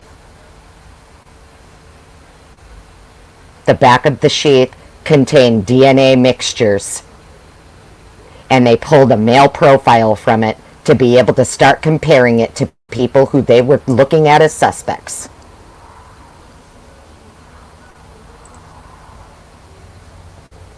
So isn't that interesting? DNA mixture found on the back of the sheath. And male redacted here, well, their DNA was cleared. Their DNA was cleared. Nope, wasn't them. Just trust us, Ann, Miss Masseth. Don't get your panties in a bunch for no reason at all. We already investigated them and we cleared them. Calm down. Nothing to see here. Stop asking us for information related to these people. We already cleared them. ISP Lab Report 7 excludes Redacted's DNA from the swabs taken in Xana Kernodle's bedroom and from the DNA found under Miss Mogen's fingernails. ISP Lab Report 13 excludes Redacted's DNA from the samples from the fingernails of all of the other victims, as well as the swabs taken above the stairwell at the residence, the upper floor banister, and the bottom of the handrail at the scene of the crime. Oh, you mean where you put all the amido black? That upper floor banister? That's where you got a sample from, huh? Interesting. Redacted's here, Redacted's DNA here, huh, was compared to what? Another DNA sample that came from that upper floor banister? Interesting. So you had blood on the upper floor banister as well? Is that what that amido black was doing up there? Right?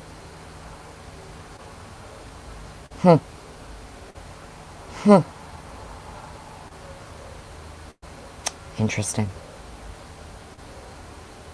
ISP Lab Report 26 excludes Redacted's DNA from a sample taken on the north wall of the stairwell at the residence and another sample taken from the half wall. Really? North wall of the residence had some more DNA on it. Half wall, this is all blood, by the way. That's why they're taking people's blood and comparing it. Yeah? Maybe it's spit. I don't know, but I feel like they're comparing it to blood samples taken from the house. Just my opinion. So we have blood on the half wall, likely blood on the north wall, upper floor banister, where they had the amido black dripping down the wall there that you can see in the photos. Okay.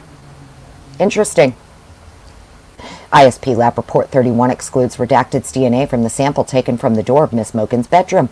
Interesting. More blood on the door of Miss Mogen's bedroom that was not matching to the victims.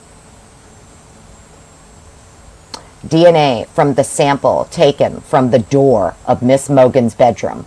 My guess is the sample taken from the door of Miss Mogen's bedroom didn't match any of the victims, and that's why they're trying to compare it to suspects, yeah?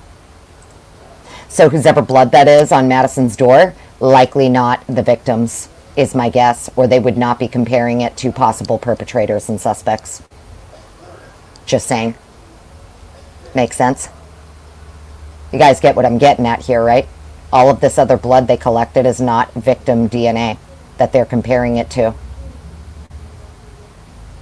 They already know it's not victim DNA. Yeah? Makes sense? The lab would already know. It's... Okay, cool. Mama 5. You get what I'm saying, right? As long as even one person understands what I am getting at here. This would mean all of these samples that they are doing these comparisons to for these redacted alleged suspects, alternate perpetrators. It would mean they already know that all of these DNA samples do not belong to the victims. This is other men's blood that is not Kohberger's that are being collected in these samples, and they are comparing them.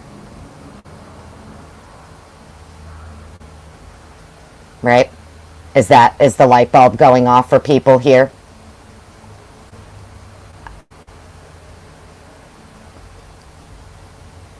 You wouldn't say the audio is amazing, but it's a step in the right direction. Well, thanks, Stone. I'll take it. You get what I'm putting down here, though, right? Everybody picking up what I'm putting down here? Exactly, Gen 7. The blood on Xana's door, all of it. It would appear to me all of this other DNA they've collected, they already know it does not belong to their victims, and they know it's male. This is other men's blood. This is other men's blood. So they've been collecting other men's DNA from the upper floor banister, bottom of the handrail at the scene of the crime, north wall of the stairwell at the residence, and another sample taken from the half wall. Also, sample taken from the door of Miss Mogen's bedroom. So, All of these samples, they know, are not the victims, which is why they are comparing them to possible suspects that they're looking at and obtaining their DNA from. So this is not victim DNA on Maddie's door. It's not victim DNA on the handrail. It's not victim DNA on the half wall or the north wall stairwell. None of this is victim DNA. Just wanted to point that out. The defendant next submits 3 law enforcement investigative reports. First, these reports and their contents are hearsay. Well, we just learned, right? Actually, hearsay regarding alternative perpetrators is and can be admissible in order to keep your due process right intact. Right? Under the 6th and 14th Amendment of the United States Constitution, right? Or was it the 6th and 14th Amendment of the Idaho Constitution? I forget which one she cited, but interesting. These reports and their contents are hearsay. Well, hearsay is allowed in certain circumstances when it comes to alternative perpetrators. That said, all they demonstrate is that Redacted affirmatively reached out to law enforcement investigators and voluntarily cooperated with them, providing his DNA. Defendant's speculation that this somehow suggests culpability is without foundation. The balance of the defendant's submissions are comprised of references. In sum, the state respectfully submits that the defendant's submissions regarding Redacted do not even rise to the level of mere inferences that he could have committed the crimes, much less evidence, direct or circumstantial, linking him to the actual perpetration of the crime. The defendant's submissions continue with regard to Redacted and are inadequate in the same ways as discussed with respect to Redacted. Redacted's DNA was excluded from the mixture on the back of the sheath. There it is again, mixture on the back of the sheath. There is another man's DNA on the back of that sheath mixed in with the victim's DNA, and it is not fucking Kohberger's. Sample from Xander Carnodel's bedroom, from the samples found under Miss Mogan's fingernails, from the fingernails of all the other victims, and from the swabs taken above the stairwell at the residence, the upper floor banister, and the bottom of the handrail at the scene of the crime. So all of this, just want to point out, friends, all of this, all of these samples here, none of those are the victims. Everywhere they found this DNA, back of the sheath, Xander Carnodel's bedroom, Miss Mogan's fingernails, fingernails of all the other victims, swabs taken from the stairwell at the residence, upper floor banister, bottom of the handrail. This is all not victim DNA. None of it is victim DNA. It belongs to other people that are male that are not Kohberger.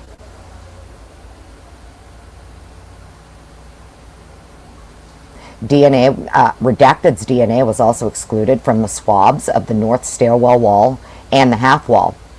Also excluded from Miss Mogan's bedroom door. So, 3 more spots. North stairwell wall, half wall, and Miss Mogan's bedroom door. Now we know on Miss Mogan's bedroom door, what was there? Blood droplets. We assumed it looked like cast off. Maybe it's not. It would appear Miss Mogan's bedroom door had male DNA on it. That isn't Kohberger's. Defendant next alleges that Redacted's alibi as to his whereabouts and activities on the early morning of November 13th cannot be corroborated. This is incorrect. Then it's all redacted. Defendant next suggests that Redacted all of this bullshit. Defendant next suggests that Bill can go fuck himself into the sun and take Jennings with him. I'm just speculating that maybe that's what it says behind all of this Redacted. I think that's what it says. Defendant suggests that Bill Thompson can kindly go fuck off into the sun and take Ashley Jennings with him. What do you think? I think that's what it says. I think that's what it says. It's just my opinion, though. I don't know shit.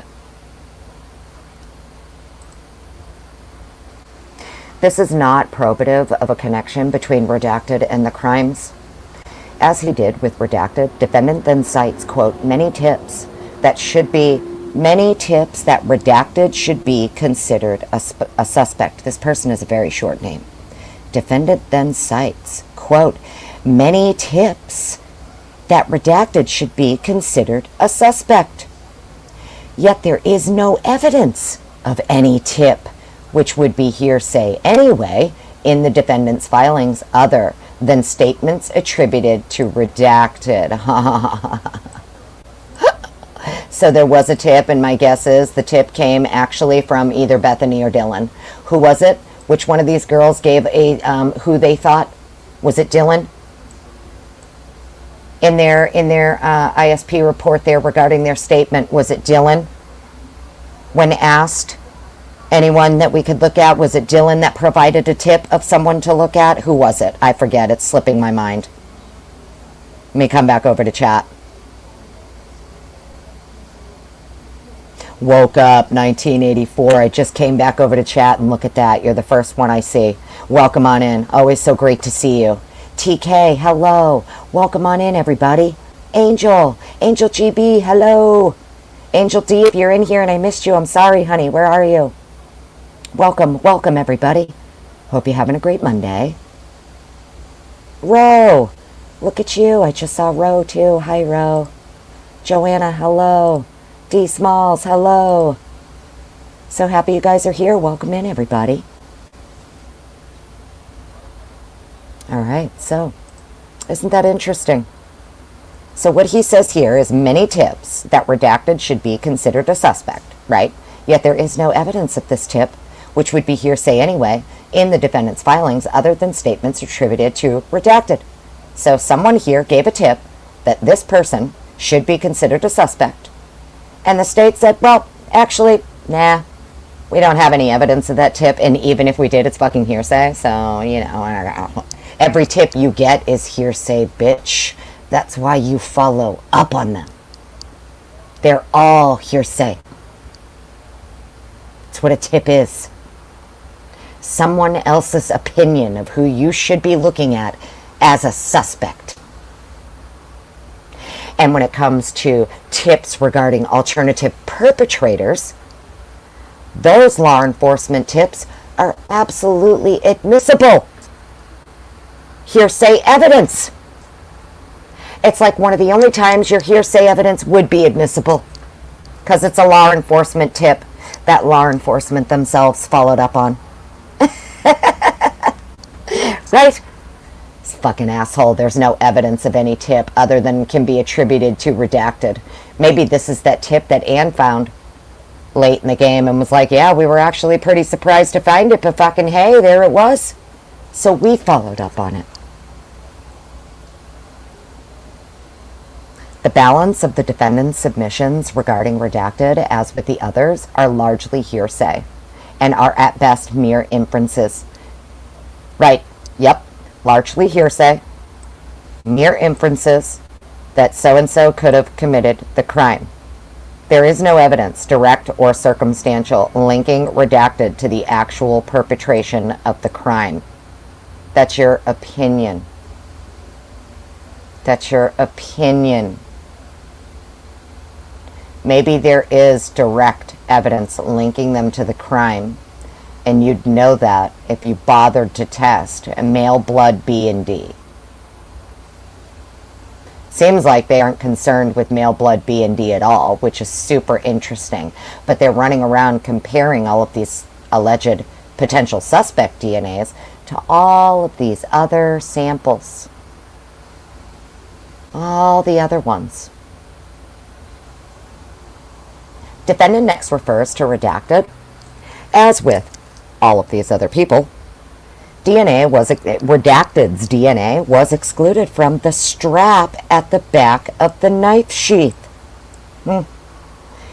If you only found single source male DNA on the sheath, there shouldn't be anybody else's DNA on the fucking strap on the back of it.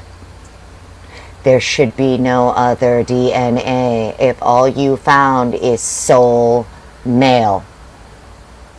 Right?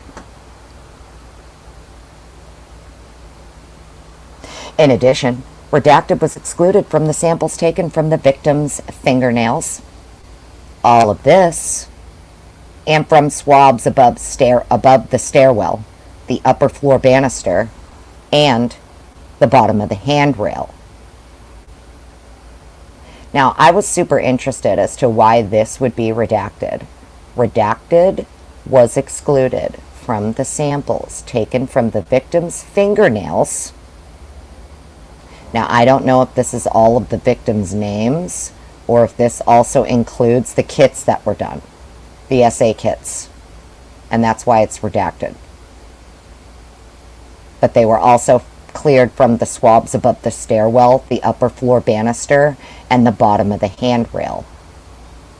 ISP Lab Report 26 excludes redacteds from the swab taken on the north wall stairwell of the crime scene and the half wall of the crime scene.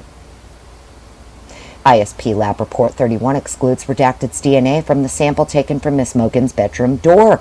So all of them, the half wall, the upper floor banister, fingernails, Maddie's bedroom door. This is all male. It's all male. And it's not victims. The defendant notes that redacted was familiar with the victim in their residence and lived nearby. Aside from that fact, redacted, the other observations of proximity are not unique to redacted. Indeed, it appears there were numerous people who were familiar not only with the victims, but also the 1122 King Road residents. Defendant also makes note that redacted. This too is not suspicious. Well, sidebar, I bet it is, and that's why it's all fucking redacted. Because it is fucking suspicious. I'll guarantee you, I'll bet my right leg. It absolutely is all kinds of scintillas of suspiciousness. Which is why it's fucking redacted. And why you don't want anyone seeing it. It is scintillas and scintillas of suspiciousness. Say that 5 times fast. Say it 5 times fast, Kane. I don't know who's trying to call me, but I'm busy. This too is not suspicious. Bullshit. It is scintillas of suspiciousness. I bet my right fucking leg on it. The defendant also alleges all of this bullshit. And this bullshit. Redacted was fully cooperative with the investigators providing DNA and consenting to this bullshit. Again, the defendant's allegations do not rise to the level of even an inference that redacted committed the murders, much less constitute evidence, direct or circumstantial, linking redacted to the actual perpetration of the crime. And then whatever that is, redacted, I have no idea. Oh, pertaining to this redacted person. Whoever this other redacted asshole is. Finally, the defendant submits redacted as an alternative perpetrator. The defendant's attachments clearly reflect that redacted was cooperative and voluntarily submitted a DNA sample. ISP Lab Reports 13 and 31 exclude redacted's DNA from any of the samples from the crime scene or the victims. However, this asshole's DNA was inconclusive as to the sample from Miss Mogan's fingernails. Interesting. Inconclusive, huh? Just like Brian's? Brian's was also, according to the ISP lab, fell within their inconclusive range. Even though every other lab on the fucking planet would find it exclusionary, ISP, he fell into their inconclusive range, just like this asshole did. Whoever this person is. Also inconclusive for Miss Mogen's fingernails. Interesting. ISP Lab Report 26 also excluded Redacted's DNA from the samples from the north wall of the stairwell at the scene, as well as the half wall at the scene. Redacted's only possible connection to any of the victims was all of this bullshit. This behavior is not probative of any role in the homicides and is also excludable under Rule 404. Defendant also alleges that this asshole did this, and this, and he wants the court to take a fucking look at it. Regardless, even if, there it is again, regardless, even if Redacted asshole did the thing that the defendant is accusing him of, this act does not provide any evidence of a connection to the crime, much less the type of evidence required under Meister. And there it is again, regardless, even if. That's how you know. That's how you know. It's probative, it's relevant, likely admissible, likely exculpatory, because Hippler and the state always chuck it on in there in their filing. Regardless, even if you're right, we're still going to tell you to go fuck yourself.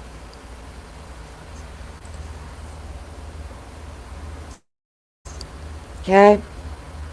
Even if the defendant is correct about this other redacted person, that act does not prove, it does not provide any evidence of a connection to the crime. The balance of defendant's proffers regarding redacted are largely hearsay, and some would also be precluded under IRE 403 and 404, and then it's all redacted. Perhaps the most obvious failure of the defendant's proof is the fact that redacted. Once again, the defendant's submissions do not even rise to the level of a mere inference that Redacted could have committed the homicides, much less evidence, direct or circumstantial, linking Redacted to the actual perpetration of the crime. In addition to the foregoing, none of the defendant's submissions even hint at any connection between these four individuals and the defendant himself. Well, no fucking shit, Bill. What? The defendant's submissions, none of the defendant's submissions even hint at any connection between these four individuals and the defendant himself. Based on the undisputed evidence and what appears to be his theory of the case, the defendant likely will argue that the true killer or killers committed these crimes and also framed the defendant by placing his K-bar knife / sheath at the scene. What knife?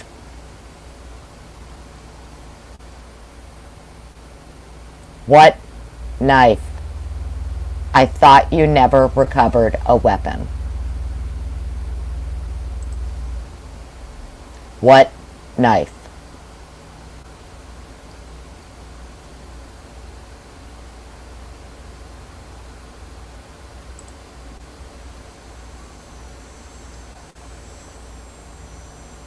The defendant will likely argue that the true killer or killers committed these crimes and also framed the defendant by placing his K-bar knife / sheath at the scene.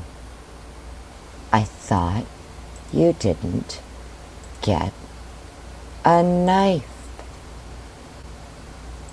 I thought no weapon was recovered. I just made it super big. See that? So everybody can see that.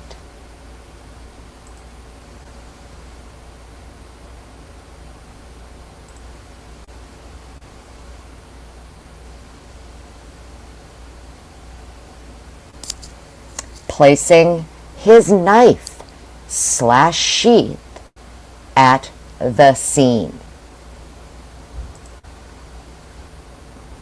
But nothing in the defendant's submission points to any of the alternate perpetrators accomplishing this or having the motive or means to do it, nor does the defendant connect any of them to a K-bar knife, whether it's the one the defendant purchased in March of 2022 or another K-bar.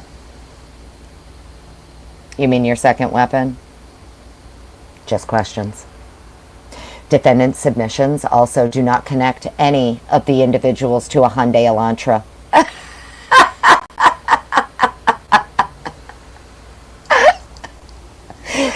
Oh, for fuck's sake. Conclusion. Based on the above, the state respectfully prays for an order from this court prohibiting the defendant from arguing an alternate perpetrator theory. The defendant is free to cross-examine these individuals if they are called by the state, but again, should be barred from suggesting or arguing that any of them are alternative perpetrators of the homicides. Okay, I promise, once we read this final doc, hopefully it's all gonna make sense, all of this together. And you guys will understand what I mean when I say your due process rights always trump evidentiary rules. And why hearsay regarding alternative perpetrators is admissible, especially when it's the state's own witnesses. When your alt perps are now state witnesses, the state opened the door. The state opened the door to these witnesses and the exhibits that go along with these witnesses to confront it. The defense now gets to confront it because the state opened the door to it. So let's stop sharing that one. And then we'll get into the last one here.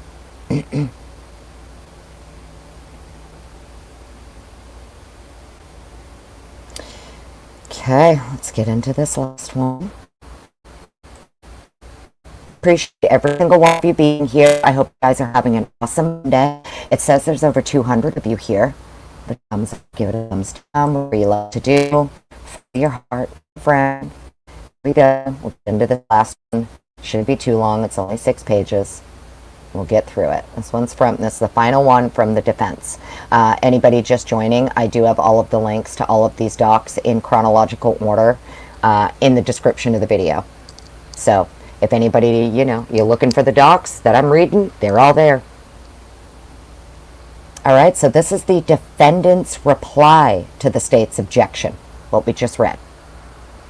Comes now Brian C. Kohberger, by and through his attorneys of record, hereby responds to the state's objection to the defendant's offer of proof regarding alternate perpetrators and the defendant's evidence in support, filed on June 6, 2025.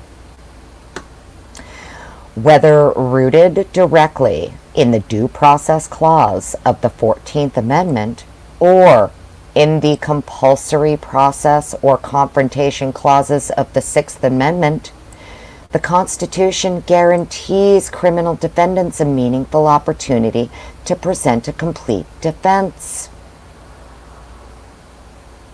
Crane v. Kentucky. The error excluding such evidence is reviewed de novo on appeal. Due process rules trump evidentiary rules. U.S. v. Lopez Alvarez, 9th Circuit Court, 1992.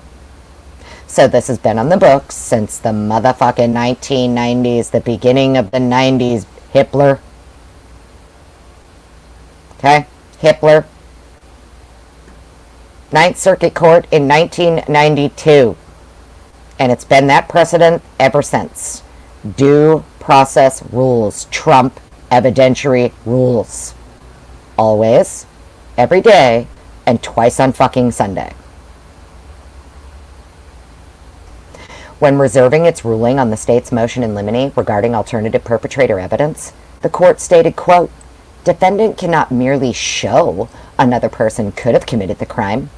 Rather, there must be evidence, direct or circumstantial, linking the third person to the actual perpetration of the crime. See order memorializing oral rulings on motions in limine, page 6, 418, 2025.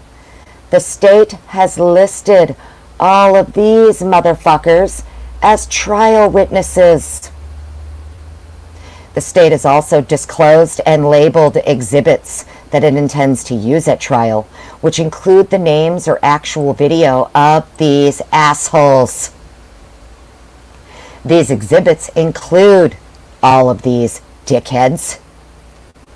Each of these alternative perpetrators identified by defendant and listed as witnesses by the state are more closely tied in knowledge, opportunity, and possible motive to the crime than Mr. Kohberger.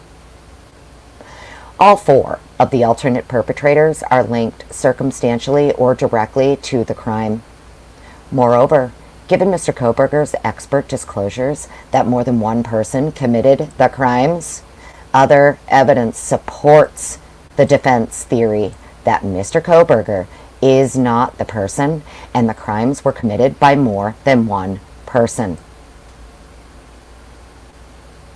Defendant's offer of proof in part arises from the state's motion in limine regarding alternative perpetrator evidence filed February 21st, 2025. Yes, we just read that. First document in this live. On page 2 of that motion, the state argued, quote, in this case, during the course of the investigation, literally thousands of tips regarding possible perpetrators were received by law enforcement. With the exception of information regarding the defendant, none of these tips were substantiated, end quote. While it is true that there are thousands of tips, somewhere in the range of 45,000 to 75,000 tips, and they continue to come in daily, the state has chosen to present evidence of investigations into specific named individuals, and the conclusion that the state has ruled out these possible perpetrators. See what I mean? The state opened the door. So, these people, these alternate perps, were originally suspects, investigated by the state, and then the state chose to present the evidence of the investigations into these specific named individuals and their conclusion that the state has ruled out these possible perpetrators. They opened the door for the defense to be able to confront it. Yeah, makes sense, right? You put them on your witness list. You're the one who wants to show that you investigated them and cleared them. Thanks, bitch. You opened the door. Now I get to confront it all. Now you need to show proof you cleared them and how. Oh, lab reports? Really? We're going to independently test that shit. You know that, right? We're going to independently vet everything you give us. The state's purported diligence in ruling out possible perpetrators, especially those with close connections to the victims, is an issue that the state is putting front and center at trial in its own case in chief. So Miss Masseth, being the God Emperor troll that she is, she took the state's case in chief, their own witnesses, the state's alleged evidence clearing these witnesses, and said, hey, by the way, these are the alt perps. They actually didn't clear them. There was no clearing. Or they were improperly cleared. But she basically took the state's case, the state's witnesses, and the state's exhibits.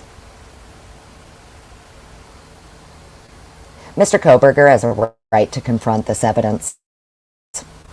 The state argues that the evidence submitted in the offer of proof is inadmissible. As explained above, much of it the state seeks to admit in its own case in chief.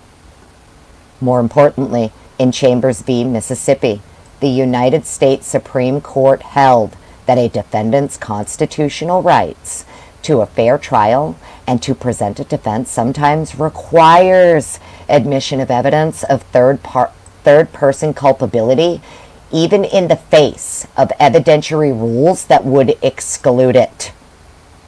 Let's read that again. In Chambers v. Mississippi. Let's read it slow for Hippler.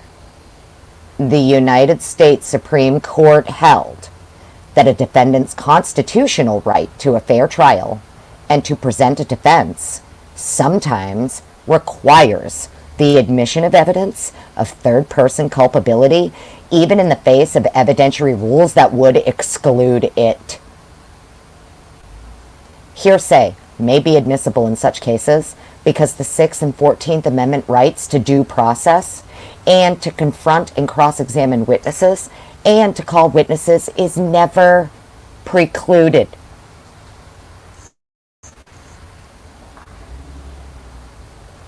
Fairness and trustworthiness of the evidence are important. Sure is, Your Honor. That's why we took the state's case in chief and used it.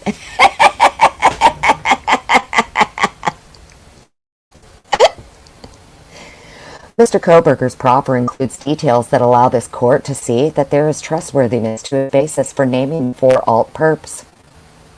Footnote 1. The court cannot consider or weigh the strength of the state's conclusion that a suspect has been cleared in deciding a defendant's evidence is admissible. Holmes, South Carolina. Forensic evidence existed in that case, but could still be refuted by third-party perpetrator evidence of a person in the neighborhood. The court reversed it and found error. So it was reversible error to exclude it. So in Holmes v. South Carolina, because the court excluded this evidence, third-party perpetrator evidence, it was a reversible error. It should have been allowed in. The police reports and tips submitted as exhibits in the offer of proof are documents that provide basis to show a link to the case that is more than speculation and grounds that explain the subject of cross-examination or direct examination of witnesses. Right. Police reports and tips are hearsay, yes. Police reports and tips are hearsay. However, as we just read, hearsay may be admissible in such cases because the 6th and 14th Amendment right to due process and to confront and cross-examine witnesses and to call those witnesses is never, ever precluded. While the tips themselves may be inadmissible, they are evidence that this court must consider in determining if there is a link and more than mere speculation. So it was up to Hippler here, the court,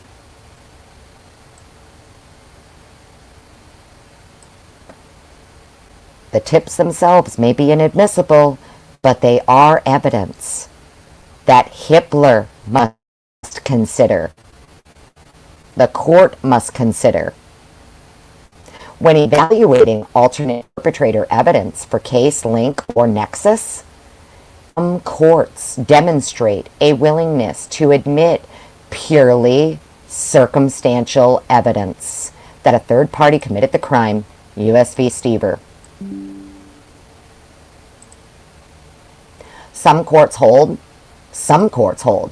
that even when the state's evidence is purely circumstantial, like in Brian's case, the third-party culpability must clearly point to a specific third party, meaning some act connecting the alternate suspect to the crime. People v. Salazar.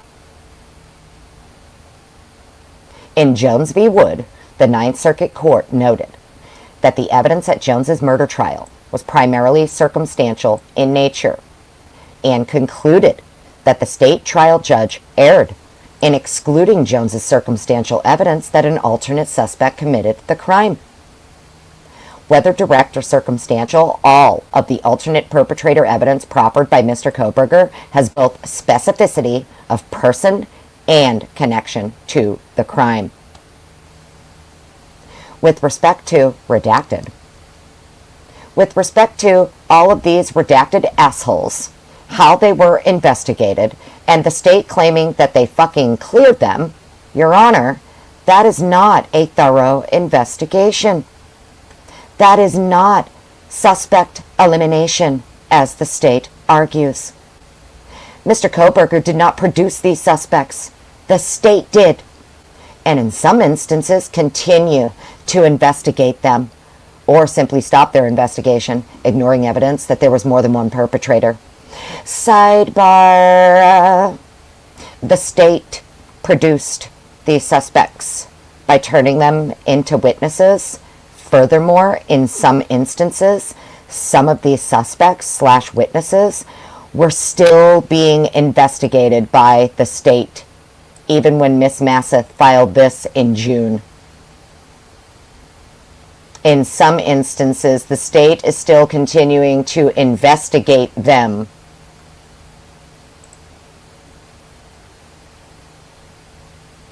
Interesting. So as of June of this year, literally just a couple months ago, some of these suspects / witnesses were literally still being investigated by the fucking state. Mr. Kohberger did not produce these suspects. The state did, and in some instances continue to investigate them. Prosecutor Bill Thompson said he could not rule out 2 perpetrators from the very beginning.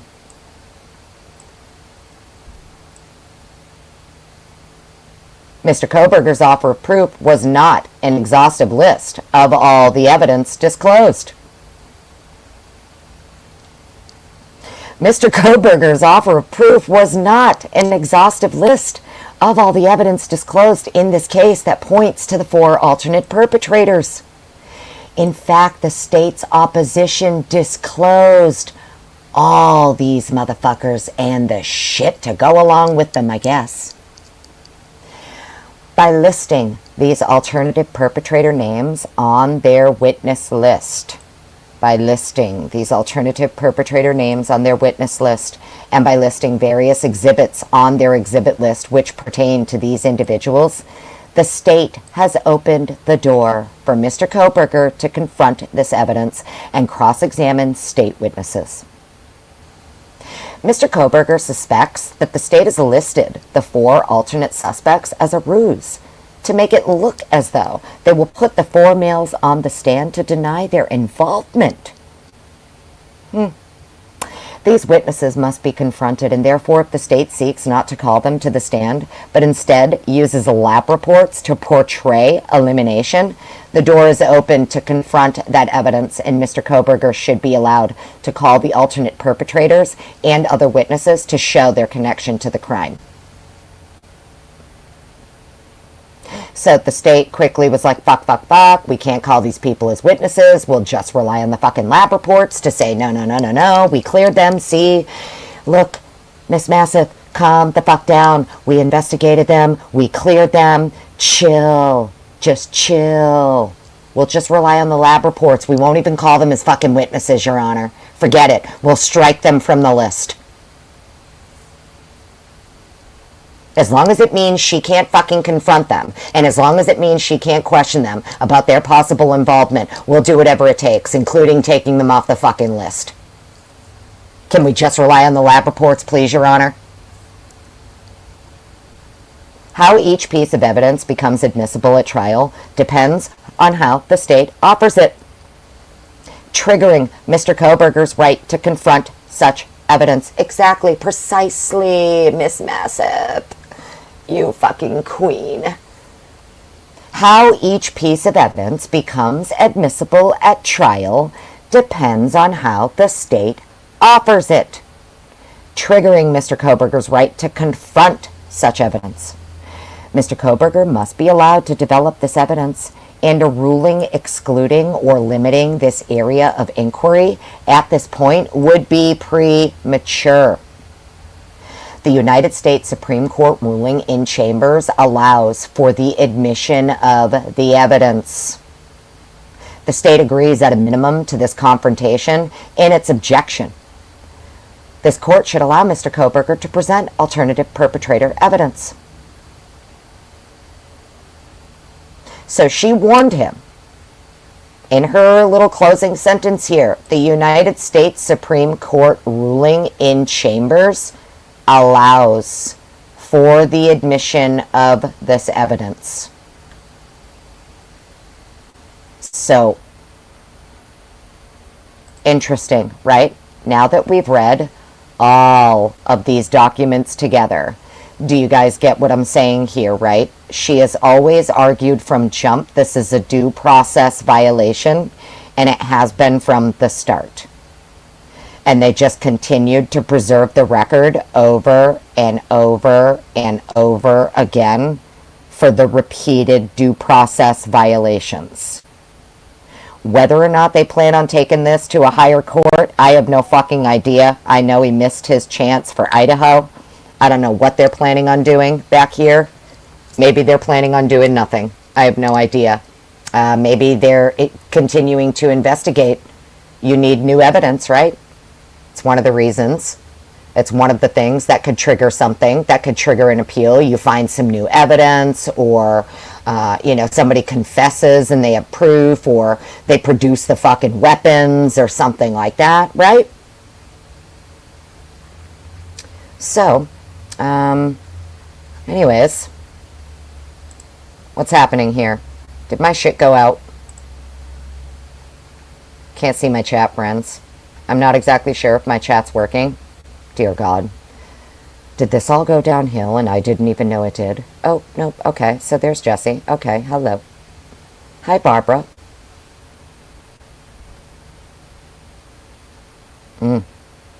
Well, chat's working. Okay, cool. Awesome. Thanks, guys. Cool. Thanks. RJ, hello. So, yeah. Isn't that super interesting? Isn't that super, super interesting? So when you take all of these collectively together, they have been trying to tell Hippler for a very long time, Your Honor, this all started as a due process violation, and it has just snowballed into 1,000 due process violations since then. And Your Honor, you know Supreme Court statute here. You know Supreme Court precedent. I'll cite it for you anyway, but you should fucking already know it. You making a ruling on this is premature. Supreme Court precedent states so. Supreme Court precedent states this is all admissible, including the hearsay. Because the state chose to turn their original suspects into fucking witnesses and tried to produce some exhibits as to how they investigated and cleared these fucking people. So, we took their own case in chief and we're presenting it as alt perp. They're the ones who should have to prove exactly. We get to question this. We get to cross-examine all of this. We get to cross-examine their diligence, their alleged diligence in investigating and clearing these people.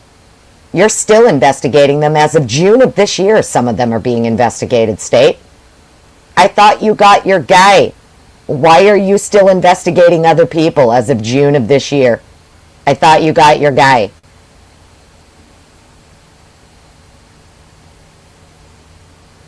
Right?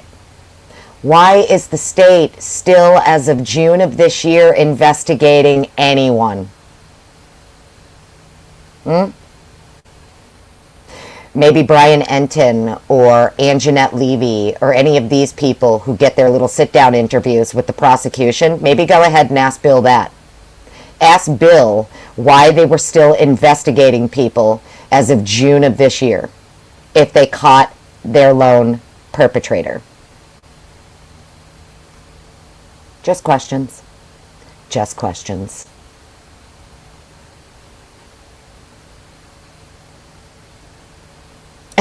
Stone. Exactly. So I'm going to stop sharing that. It's already 3 o'clock in the afternoon.